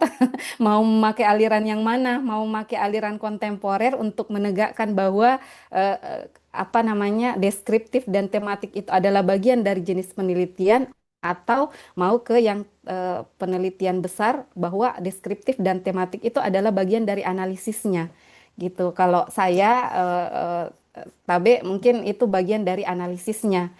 Kenapa? Karena pola-pola yang kemudian akan dibuat dalam tematik itu kan dia nanti akan membentuk tema-tema yang mungkin saya tidak saling berkaitan. Itu. Jadi tidak dalam bentuk alur seperti fenomenologi tadi kan ada alurnya, ini time-nya di sini. Oh ternyata menimbulkan ini, ternyata berpengaruh terhadap ini. Tetapi kalau tematik itu bisa saja itu tidak saling berkaitan satu sama lain. Misalkan ada faktor pendukung, ada faktor penghambat, ada faktor yang kemudian itu malah justru apa ya? Tidak berkaitan dengan faktor penghambat dan pendukung misalkan itu. Jadi masing-masing berdiri sendiri. Nah, saya ketahui seperti itu kalau tematik. Nah, kalau deskriptif, tema itu sendiri kemudian kita deskripsikan itu lebih jauh lagi. Misalkan faktor-faktor pendukung itu misalkan kalau dalam satu topik pengasuhan, faktor pendukung pengasuhan yang ideal itu adalah komunikasi, kemudian pemberian reward punishment. Nah, itu kita kembangkan atau deskripsikan lagi seperti apa sih sebenarnya apa namanya pemberian punishment itu? Punishment itu ternyata ini ada masuk tuh ya. Punishment itu ternyata seperti ini bentuknya. Kemudian apa dideskripsikan lagi itu terjadi pada saat ini. Jadi secara sederhana saya bisa mengatakan bahwa itu bisa digabungkan Ustadz tergantung dari tujuan tak. Apakah mau menindaklanjuti temuan-temuan itu, tematik itu dalam bentuk deskripsi yang lebih mendalam, ataukah hanya sampai pada menggambarkan itu sebagai bentuk dari satu pola-pola tertentu gitu. Tuh. Kalau penelitian grounded itu Ustadz, itu akan hadir semua itu. Ada tematiknya, ada deskriptifnya. Kenapa? Karena dia perlu menggambarkan sebuah pola yang kemudian itu nanti akan dikukuhkan menjadi bagian dari teori mini risetnya itu atau mini teorinya. Jadi seperti saya tadi gambarkan bahwa ternyata interaksi antara anak dengan sosialnya itu awalnya tidak ada hadir teknologi. Bagaimana kemudian saya bisa menubuhkan atau apa ya istilahnya meyakinkan orang bahwa teknologi ini adalah bagian dari interaksi anak dengan lingkungan, ya hadirlah semua itu tadi data-data bahwa oh ternyata anak-anak tidak bisa tanpa teknologi. Kenapa tidak bisa ya? Ketika mereka berinteraksi dengan orang tua, interaksinya ternyata itu bisa dikatakan 50-50, 50-50. Kemudian pada saat dia berinteraksi dengan internet, itu terlihat mereka lebih asik menghabiskan waktu dibandingkan mereka bercengkrama dengan orang tua. Jadi saya ceritakan di situ seperti apa keadaan-keadaan yang muncul, yang kemudian meyakinkan para pembaca bahwa memang teknologi itu bisa dikatakan orang tua kedua bagi si anak gitu. Jadi setara lah antara orang tua dengan teknologi itu, tetapi arahnya berbeda. Satu arahnya dari atas ke bawah, artinya ada hubungan apa ya istilahnya, hubungan turunan gitu. Jadi dilahirkan orang tua melahirkan anak, interaksi terjalin karena faktor keadaan, tetapi kalau teknologi itu karena faktor pilihan. Bagaimana kemudian teknologi itu masuk ke dalam sosialnya anak melalui pilihan lingkungannya gitu. Eh, Mungkin itu mudah-mudahan bisa dipahami Ustadz. Jadi Iya. boleh dipakai keduanya dan khusus untuk penelitian grounding biasanya menggunakan itu keterpaduan antara tematik dan apa namanya deskriptif. Iya, Oke, baik. Terima Terima kasih kasih. banyak, Bu. Terima kasih. iya. Iya. Baik, nampaknya Ibu Sekjur juga ingin mengajukan tanggapannya yang sementara menyusun disertasi ya. Semoga dilancarkan penyelesaiannya Ibu Sekjur. Silahkan Ibu Sekjur. Ya, terima kasih Pak Daniel. eh ya saya tadi lama juga sama Pak Daniel sebetulnya kuantitatif semua Bu dari S1, S2 dan sekarang juga S3 kuantitatif. Tapi S2 karena permintaan pembimbing itu mendorong supaya ada kuali, jadi ada perbedaan pembimbing satu minta kuanti, pembimbing dua minta kuali, terpaksa saya penuhi dua-duanya. Jadi saya mix method waktu itu. Jadi saya sempat kualitatif sedikit tahu lah bagaimana susahnya itu ya Bu ya tentang penelitian itu. Cuman masih sangat dasar karena baru mencoba kualitatif di situ. Nah, pertanyaan saya Bu itu eh, sama juga dengan pengalaman waktu kemarin melakukan wawancara ya dengan informan. Eh, jadi bagaimana sebetulnya itu melakukan wawancara pada informan yang cenderung tertutup atau bahkan dia bermusuhan dengan topik penelitian. Kadang-kadang ada, kemarin itu saya penelitiannya tentang valuasi ekonomi terumbu karang. Jadi saya wawancara nelayan. Jadi ada satu permasalahan penelitian saya yang mau melihat seberapa bernilai ini terumbu karangnya. Cuman saya balik pertanyaannya. Jadi saya bilangnya ketika terumbu karang ini diambil oleh pemerintah, jadi bapak ibu dilarang, bapak-bapak dilarang untuk melaut dan mengambil ikan, maka bagaimana tanggapannya? Nah itu di situ jawabannya rata-rata kayak bermusuhan gitu. "Oh, saya tidak mau begini," dan seterusnya lah. Nah, itu bagaimana kira-kira triknya itu? Ada trik khusus nggak supaya bisa menggali lebih banyak sama ketika informannya itu cenderung tertutup untuk men-sharing sesuatu yang menurutnya ya itu cukup rahasia ya begitu. Kemudian terkait dengan tadi software and Vivo tadi ya Bu ya, itu software and Vivo apakah dengan menggunakan software ini justru membuat penelitian kualitatif lebih baik atau justru kreativitas kita jadi berkurang ya? Karena saya kemarin tidak pakai Vivo Bu. Karena kan kadang-kadang ada bahasa daerah ketika kita penelitian ya, apalagi kayak Makassar ada logatnya, itu dia bisa baca itu atau bagaimana? Bukannya kan sama seperti tadi yang Ibu jelaskan ya, saja itu kan ada maknanya. Nah, nah, itu kan apakah di Envivo itu bisa membaca itu begitu? Saya kira seperti itu. Terima kasih, Bu. Baik. Mungkin bisa langsung ditanggapi, Ibu Oke, Lisa. iya, makasih Pak Daniel, Bu Lisa. Ya, Ya, yang pertanyaan pertama itu ini sangat-sangat menguji kredibilitas seorang peneliti, Bu Lisa. Jadi, salah satu syarat penelitian kualitatif itu ada penggunaan apa namanya pernyataan kesediaan ya. Jadi informed consent itu tidak boleh dilupakan. Itu wajib. Artinya ketika kita menawarkan untuk bertanya terhadap satu topik penelitian kepada seorang partisipan, itu kita harus transparan untuk bisa menjelaskan ini yang ingin kita ketahui. Meskipun ada mungkin prediksi, wah kayaknya nanti kalau dia tahu kini dia tidak mau jadi peneliti, tidak mau jadi partisipanku, atau dia nanti tidak mau ditanya tentang itu. Tetapi yang namanya informed consent itu selalu mengacu pada kenyamanan dan keselamatan dari partisipan gitu. Jangan sampai penelitian kita itu justru akan menimbulkan apa ketidaknyamanan bagi partisipan. Itu yang pertama kali harus kita apa namanya teguhkan. Kemudian yang kedua, penelitian kualitatif itu penelitian yang sangat partisipatoris. Jadi kita harus melebur dengan orang-orang yang ada di apa namanya di lapangan, entah itu partisipan kita atau temannya atau siapapun itu. Jadi apalagi menyangkut budaya atau kehidupan ya, kehidupan seseorang, dan itu mau kita gali. Jadi kalau dari pengalaman saya itu tidak langsung bertanya ya Bu Lisa, jadi kita butuh waktu untuk mendekatkan diri.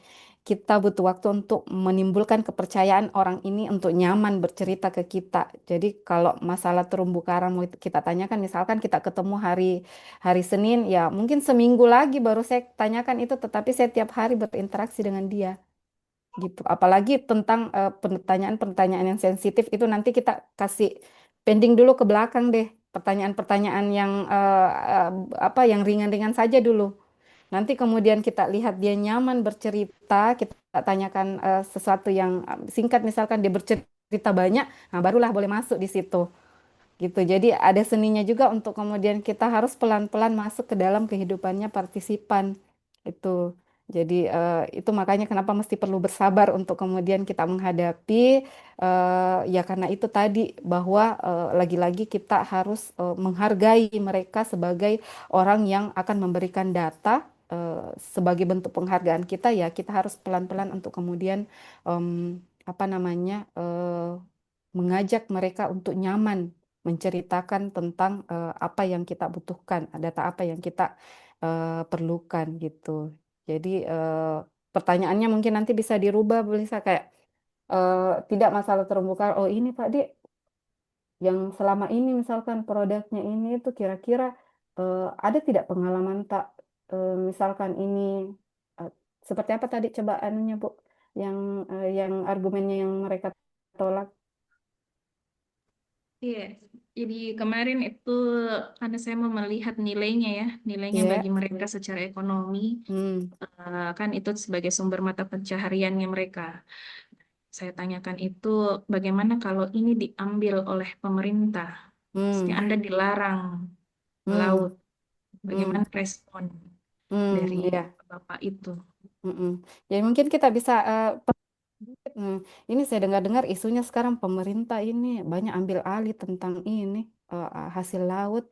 Bagaimana pendapat tak? Jadi tidak menjurus ke terumbu karangnya supaya mengurangi ketidaknyamanannya gitu. Eh, saya dengar-dengar pemerintah itu banyak sekali berita Pak ini. Saya jadi ingat itu kemarin berita kemarin banyak nih pemerintah ambil alih itu tentang hasil alam, termasuk misalkan tanah dijadikan kelapa sawit. Bagaimana menurut tak Pak kalau seperti itu? Nah, refleksi jawabannya nanti itu Bu Lisa mungkin nanti akan merefleksikan ketidaksetujuannya mereka. Kenapa kita tidak tanyakan langsung ke topik masalah? Jangan sampai mereka tidak enak hati, tidak mau milih jawab pertanyaan tak yang lain. Jadi sehalus mungkin kita minta pendapat mereka dengan merefleksikan pada kasus yang lain gitu.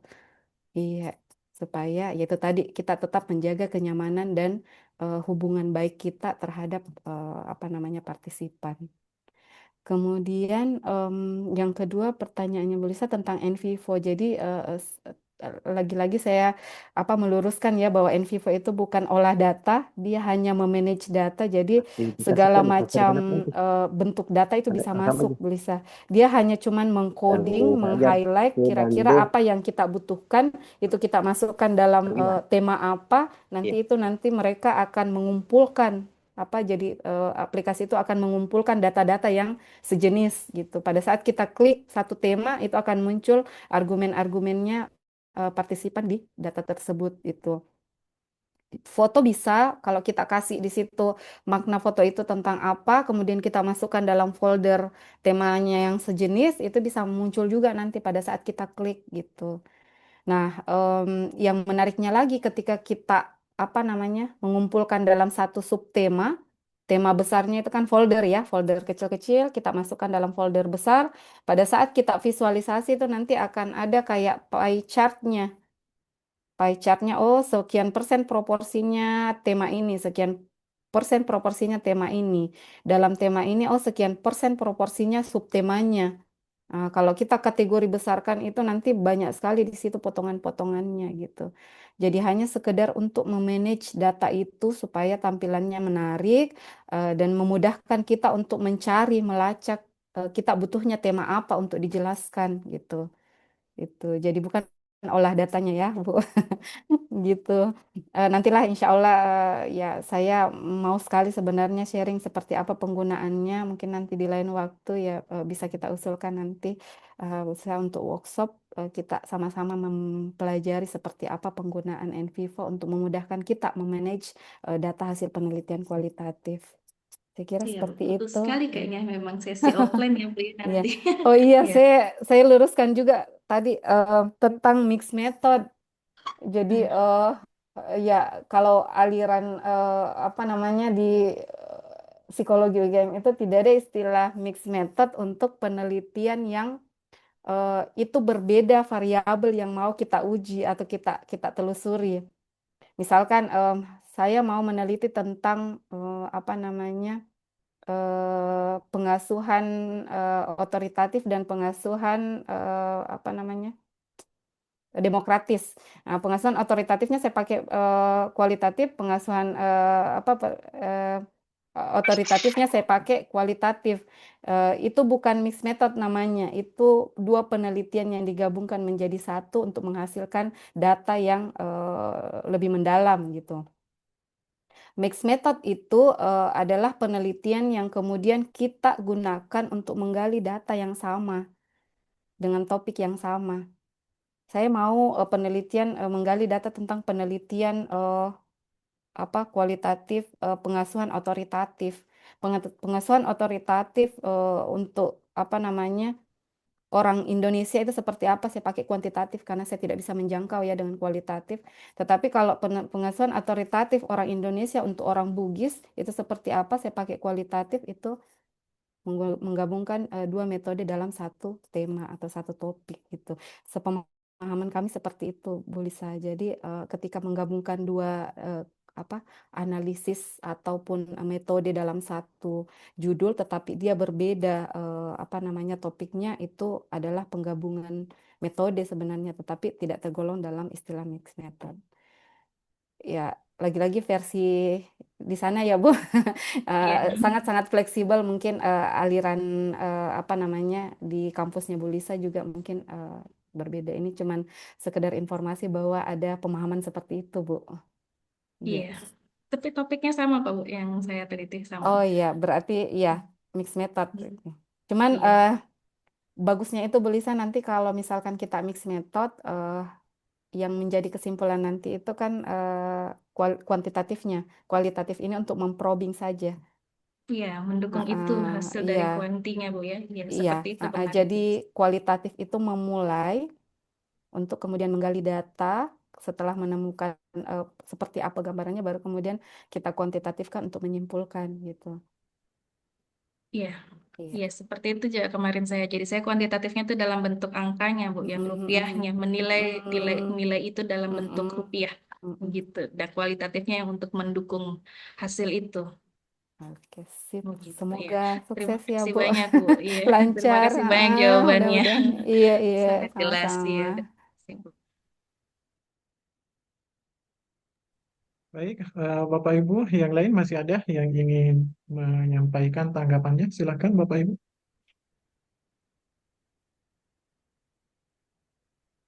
Ini kesempatan luar biasa, ini kita bisa ngobrol langsung dengan Pak Ibu Daniel, Lisa. masih ada waktu?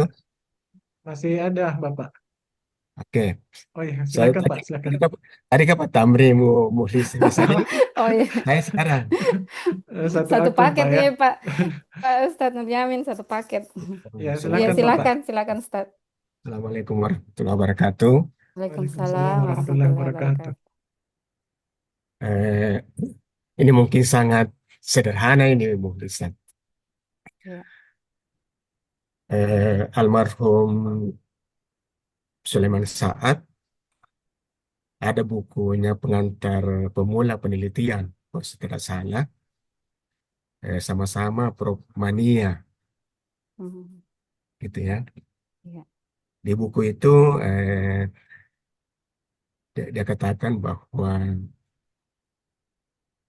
judul penelitian itu muncul setelah masalah ada, gitu ya. Nah, jadi judul penelitian itu bisa dikonstruk kalau sudah ada masalah. Lalu saya mencoba, ini ada tempat biasa di sana teman-teman, di situ komunitas pemulung. Hmm. Itu namanya Kampung Amanah dekat Rumah Sakit Primaya. Hmm. Kebetulan saya juga pembinanya di situ. Iya. Biasa khutbah, ya tidak ada amplop, Hmm. coba pengabdian. Tapi itu sangat ini ya, banyak sekali problem, banyak masalah. Lalu saya mau mengajukan penelitian di Litaptimas. Eh, Awalnya saya mencoba mendesain topik membina kepribadian. Hmm. Nah, tapi belakangan saya ralat, saya mau karena sebagai orang tarbiyah plus PAI, saya mau implementasi nilai-nilai pendidikan Islam Hmm. atau penerapan nilai-nilai pendidikan Islam pada masyarakat atau masyarakat pemulung. Hmm. Itu hampir 50 kepala keluarga di situ. Hmm.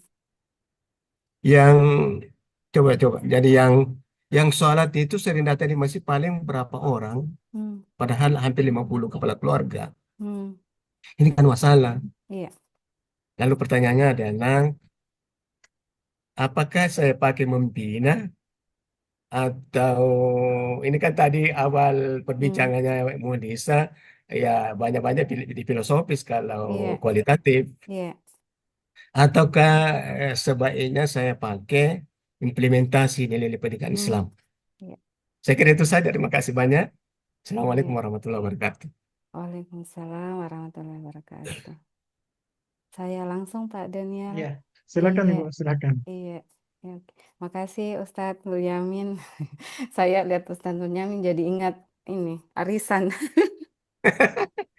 Ya, kelompok arisan. Ikut kelompok arisan. Jadi apa namanya asosiasinya ke situ. Ya, tapi Ustadz saya jawab. Jadi eh, penelitian kualitatif itu memang berdasar pada problem. Makanya tadi dua pertanyaan penelitian yang menjadi kunci terlaksananya sebuah penelitian kualitatif itu adalah mengapa dan bagaimana. Nah, kan pertanyaannya Ustadz tadi tuh, kenapa sih kepala keluarga ini jarang yang ikut sholat, padahal ada 50 orang kepala keluarga yang tapi jarang yang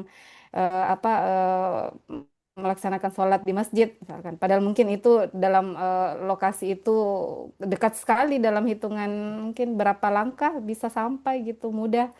Nah, kemudian bagaimana supaya anak-anaknya nanti itu bisa menegakkan misalkan ajaran-ajaran agama itu secara lebih efektif gitu.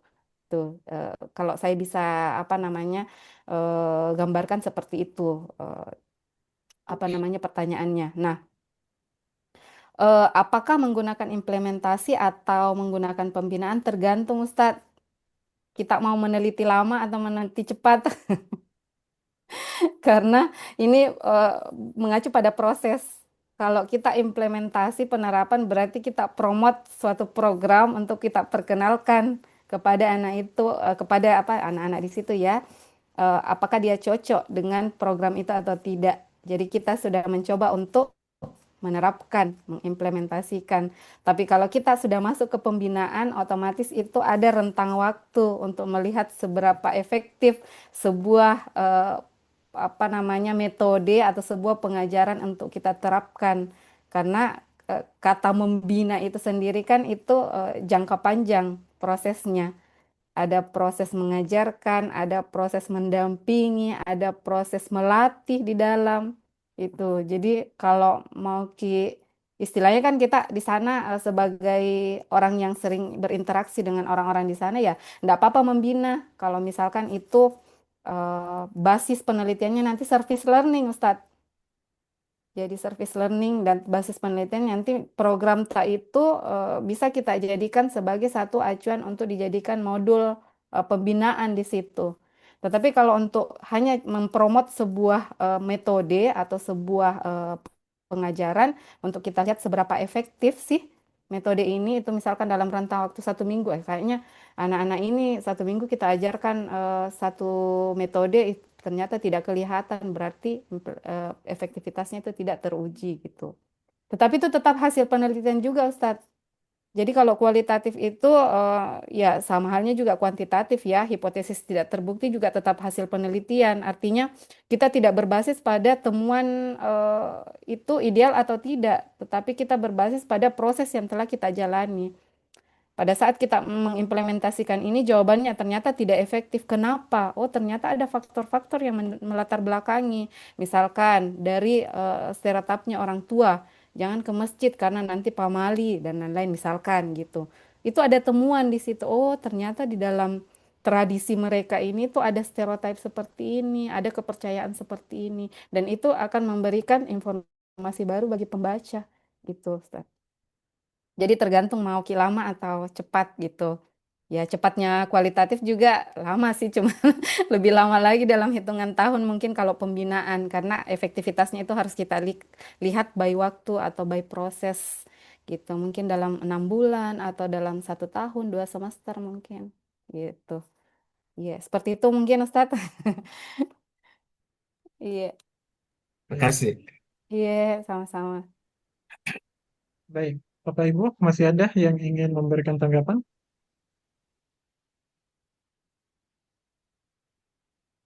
Sepertinya sudah tidak ada ya. Kalau begitu saya yang boleh juga, Bu ya. Iya, boleh Sedikit penutup. curhat, Pak. Sedikit curhat, Oke, Bu. Ya, iya. baik. Terima kasih, Bu, atas kesempatan yang diberikan kepada saya. Saya mempersilahkan diri saya juga. Menyambung tadi Bu ya terkait dengan stereotip yang menganggap bahwa penelitian kualitatif itu jauh lebih mudah daripada penelitian kuantitatif. Karena kan asumsinya banyak dari kalangan mahasiswa itu yang menganggap bahwa kuantitatif itu susah karena itu Hmm. tadi dalam tanda kutip bahwa yang dianalisis ini adalah angka-angka gitu, Hmm. bukan dari kata-kata sehingga itu yang Hmm. membuat mindset mahasiswa sebagian mengatakan bahwa kuantitatif itu sangat susah gitu karena tidak ada basicnya dari matematika. Hmm. Padahal kan kalau kita mau menggunakan berbagai aplikasi itu akan lebih memudahkan kita tanpa mengetahui proses panjang dari mendapatkan hasil itu. Yang paling penting di situ adalah interpretasi dari Hmm. hasil analisis data secara kuantitatif itu. Nah, pernah suatu ketika saya bertanya pada penelitian kualitatif terkait dengan bagaimana cara memastikan bahwa hasil penelitian ini itu bisa dipercaya. Maka Hmm. dijawablah bahwa melakukan triangulasi terutama ya.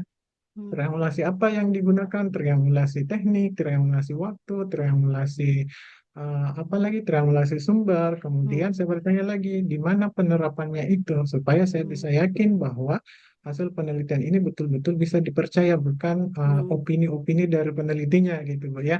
Nah, dijawablah secara konseptual bahwa triangulasi sumber itu ini, tetapi penerapannya itu yang kadang mahasiswa tidak bisa tunjukkan gitu, Bu.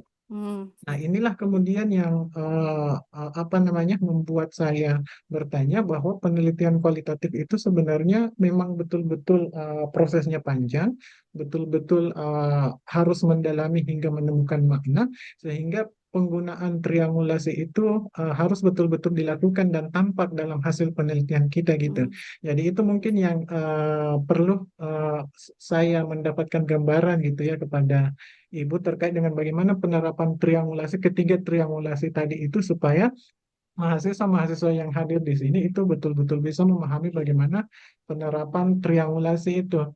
Dan saya juga terutama gitu Bu ya sebagai peneliti kuantitatif Ya. bisa banyak belajar terkait dengan bagaimana melihat keabsahan data dari kualitatif itu. Karena di kuanti kan tadi sudah ada expert judgment, kemudian ada uji coba, kemudian Hmm. dianalisis melalui Hmm. aplikasi-aplikasi tertentu sehingga Hmm. hasilnya bisa langsung dilihat gitu sehingga lebih objektif. Mungkin itu yang pertama Bu ya, bisa Iya. ditanggapi terlebih dahulu Bu. Baik, iya. Terima kasih Pak Daniel. Eh, Ini keresahan seorang peneliti kuantitatif memandang penelitian kualitatif dari keabsahan datanya gitu.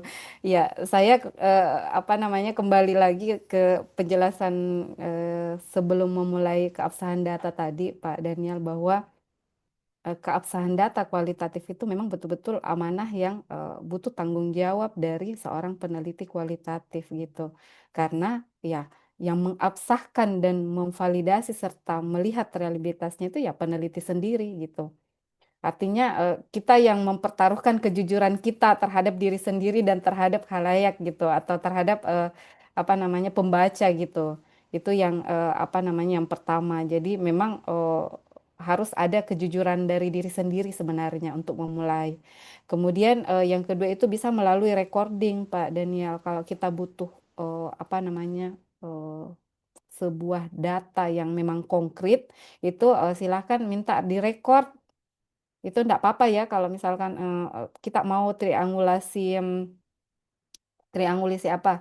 Triangulasi subjek atau partisipan atau triangulasi teknik. Kalau triangulasi partisipan nanti bisa betul-betul memperlihatkan recordingnya. Kan recording itu kan ada di situ. Tapi Pak, Bu, ini dengan berbagai macam pertanyaan yang hampir sama mungkin dari tiga jenis sumber data gitu, tiga partisipan. Nah, itu nanti bisa dilihat situ alurnya apakah memberikan pertanyaan yang sama kepada tiga orang tersebut atau berbeda gitu.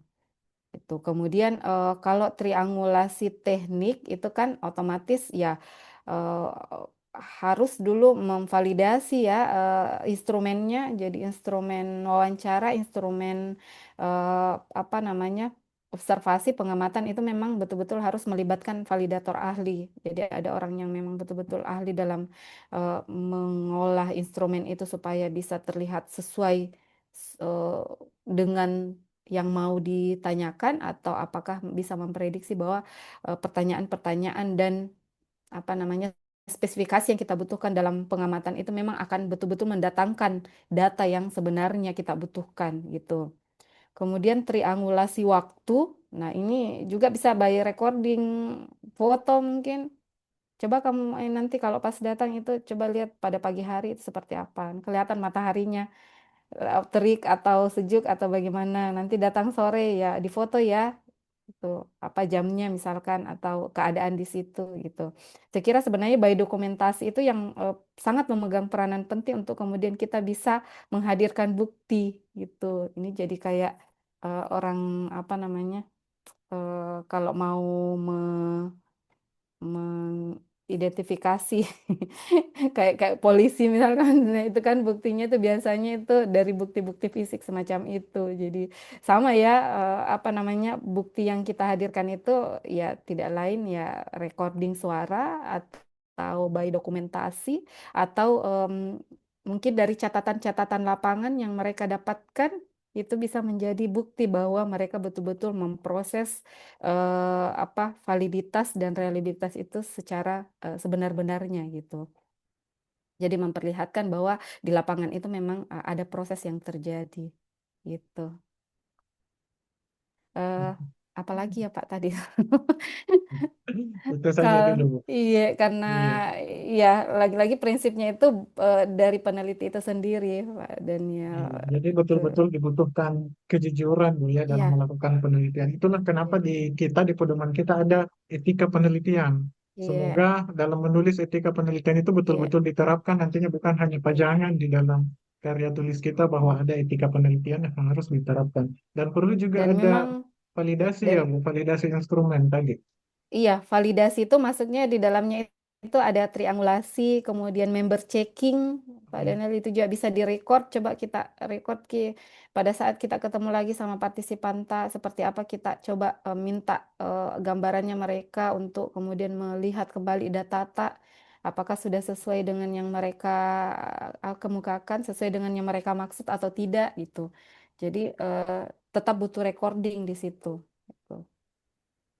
Ini apapun Ya. itu juga validasi ahli sebenarnya ya Bu, terkait dengan instrumen yang dibuat itu, pedoman wawancara, pedoman Iya, observasi. itu validator Pak tadi, validator Iya, ahli. Iya, karena itu kan yang untuk selama ini ya, reliabilitasnya iya. hmm, Iya. karena yang selama ini biasanya dilakukan cuma di kuantitatif.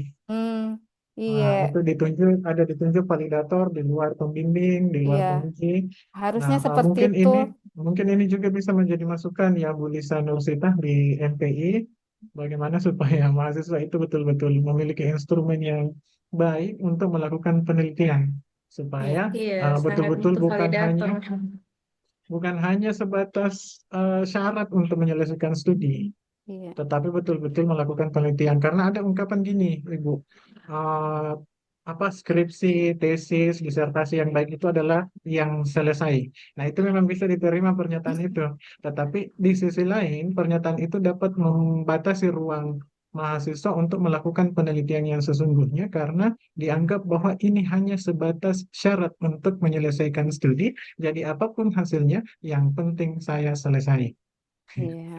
Nah, padahal kan mestinya kita ya menerapkan prosedur-prosedur yang baik dan Iya. alangkah lebih bagusnya lagi kalau hasil karya tulis kita itu adalah hasil karya tulis yang selesai dan Hmm, sesuai dengan prosedur. hmm. Iya, kalau di kualitatif selesai dan bermakna ya Pak. Makanya biasa Bermakna. kalau Iya. pas ujian tutup itu mahasiswa saya tanya, kamu dapat apa dari penelitian? Iya. Apa yang kamu dapatkan dari penelitian? Hasilnya, Bu, rumusan masalah. Rumusan masalah itu mana yang menurutmu bermakna atau bermanfaat? Oh, ini, Bu, ini. Kalau mereka bisa menjelaskan dengan apa namanya, sesuai dengan proses yang mereka lewati itu akan kelihatan gitu ya. Mungkin kalau dengan pengamatan-pengamatan seperti itu. Jadi ya ditanya apa yang kamu dapatkan dari penelitian gitu. Iya. Iya. Biasanya bingung mereka. "Ah, oh iya Bu, hasil penelitian kok Bu. Tidak, apa yang kamu dapat? Coba terangkan gitu. Jadi lebih abstrak. Iya. Baik, Bu. Satu lagi Iya. mungkin Bu ada di kolom chat pertanyaan Ibu Haja Indo Uleng dari Wajo. Beliau menanyakan bahwa seperti apa contoh Oh, wawancara langsung dan wawancara tak langsung dan langsung untuk tidak penelitian langsung. kualitatif. Kalau yang Ya, Bu. saya pahami ya wawancara langsung. Kalau data kualitatif itu ya memang wawancara secara langsung. Jadi wawancara tidak langsung itu malah eh, persepsi saya itu mempergunakan media untuk wawancara. Jadi tidak secara langsung face to face fisik, tetapi melalui daring misalkan. Nah, yang saya tahu itu kutipan ya, kutipan hasil wawancara langsung dan yang tidak langsung. Oh, iya, iya, Kalau makasih kutipan Pak. Bisa hasil Bu wawancara dicoba di langsung itu ya itu tadi seperti yang saya katakan kita mencaplok ya. apa hasil asli dari kutipan Contoh jawaban dari tulisannya Ibu, kutipan itu minta ke tolong Bu dikirim laporan yang kita contoh sajikan dalam gitu. bentuk Ya mau itu penulisan. ada kata atau kata ji atau kata apakah pokoknya istilah-istilah Makassar di situ tetap dimasukkan. Nah, baru kemudian kita Iya, di iya. bawahnya mendeskripsikan yang dimaksud oleh si Hmm. partisipan itu seperti ini dan ini sesuai dengan ini ya. Iya, Kemudian tapi Ibu kita barangkali bisa sambung dengan diminta narasi yang kemudian contohnya mau Ibu. kita laporkan gitu. Hmm, kemudian kutipan tidak langsung, hasil wawancara tidak langsung itu ketika kita sudah mulai menginterpretasi gitu. Jadi bahasa yang kita tampilkan itu sudah interpretasi atau kita terjemahkan dalam bentuk bahasa yang sudah apa kekhasannya si peneliti itu sendiri. Jadi bukan lagi tadi yang kita copy paste dari argumen yang Oh iya. sesungguhnya itu. Kalau yang saya pahami seperti itu, kutipan wawancara Iya, langsung dan tidak langsung gitu. iya, iya. Terima kasih Seperti banyak Bu. itu, Bu. Iya, makasih Haja banyak Bu. Indo ulang. Ini dari Wajo. Iya, iya, dari wajah Bu. Makasih banyak Ibu. Baik, Bapak Ibu, karena waktu kita yang Ini begitu ada penguatan terbatas, dari Ibu Ermi, saya lihat oh iya, di kolom chat nanti bisa di copy paste atau di iya. Nanti bisa screenshot. di copy paste ya, di copy ya, Ibu Dr. Haja Ermi Sola, ada penguatan di kolom chat untuk dibaca-baca Bapak Ibu ya. Oke, baik Bapak Ibu, waktu kita sangat terbatas untuk ngobrol ya, untuk ngaji pada hari ini. Insya Allah pada pertemuan minggu depan kita akan melanjutkan bersama Ibu Dr. Haja Siti Syamsuddin itu dia terkait dengan jenis penelitian dan instrumen penelitian. Jadi mungkin ada hal-hal yang akan Bapak Ibu apa namanya dalami juga di situ. Nah, Insya Allah kita akan bersama Ibu Dr. Haja Siti Syamsuddin. Nah, Ibu Lisa ada nanti yang ingin disampaikan sebelum ditutup? Cukup Pak Daniel, cuma mau Baik. bilang Baik. terima kasih banyak Ibu Muflisa Iya, sudah bersedia sama-sama. menjadi narasumber dan Iya. sharing ilmu sangat bagus materinya Bu. Iya. Mem- Tercerahkan sekali Mudah, tentang mudah, kualitatif. mudah-mudahan lancar jaya, Budi, disertasinya. Amin Bu, amin insya Allah. Iya. Ini. Terima kasih banyak Ibu Dr. Muflisa SPMA yang telah meluangkan waktunya menjadi narasumber pada hari ini. Tentu kami sangat berharap bisa berjumpa lagi di lain waktu, apalagi kalau dilaksanakan secara offline ya, supaya kita bisa betul-betul bisa melihat secara langsung terkait dengan bagaimana penelitian kualitatif itu. Karena tadi ada disampaikan bahwa ada hal-hal tertentu yang perlu gitu yang susah gitu dijelaskan, disampaikan ketika melalui daring. Jadi kita berharap Ibu Lisa Nursita bisa diprogramkan terkait dengan kegiatan-kegiatan selanjutnya bersama dengan Ibu Lisa. Insya Allah. Nanti dilanjut offline ya Bu ya. Semoga Iya, lowong insya lagi Allah. waktu tahu. Insya Allah sehat-sehat. Nah, Sehat semua bisa ketemu. iya. Sekali lagi terima kasih banyak Ibu Dr. Muhlisa SPMA. Semoga apa yang disampaikan oleh Ibu itu bisa bermanfaat bagi kami semua. Amin. Ini sangat membuka wawasan bagi kita ya, memperdalam ilmu pengetahuan kita terkait dengan metodologi penelitian kualitatif, khususnya pada analisis data dan pengujian keabsahan data. Pada Bapak Ibu dosen yang bergabung, terima kasih atas partisipasinya, para mahasiswa dari S1, S2, sampai S3. Terima kasih. Saya ingatkan juga jangan lupa mengisi daftar hadir ya Bapak Ibu untuk mendapatkan sertifikat pada kegiatan kita hari ini. Dan insya Allah pekan depan ya diingat Bapak Ibu untuk mengikuti kembali sesi ketiga dari kegiatan ngaji kita, ngobrol akademik dan kajian ilmiah agar betul-betul kita bisa mempermantap dan memperdalam pengetahuan kita pada metodologi penelitian kualitatif. Baik, Bapak Ibu, terima kasih. Mohon maaf atas segala kekurangan pada kegiatan kita pada hari ini. Mari kita sama-sama menutup kegiatan kita pada hari ini dengan baca doa kafaratul majelis. Subhanakallahumma bihamdika, asyhadu an la ilaha illa anta, astaghfiruka wa atubu ilaik. Saya tutup. Assalamualaikum warahmatullahi wabarakatuh. Waalaikumsalam warahmatullahi wabarakatuh. Salam warahmatullahi wabarakatuh. Dr. Mukhlisah.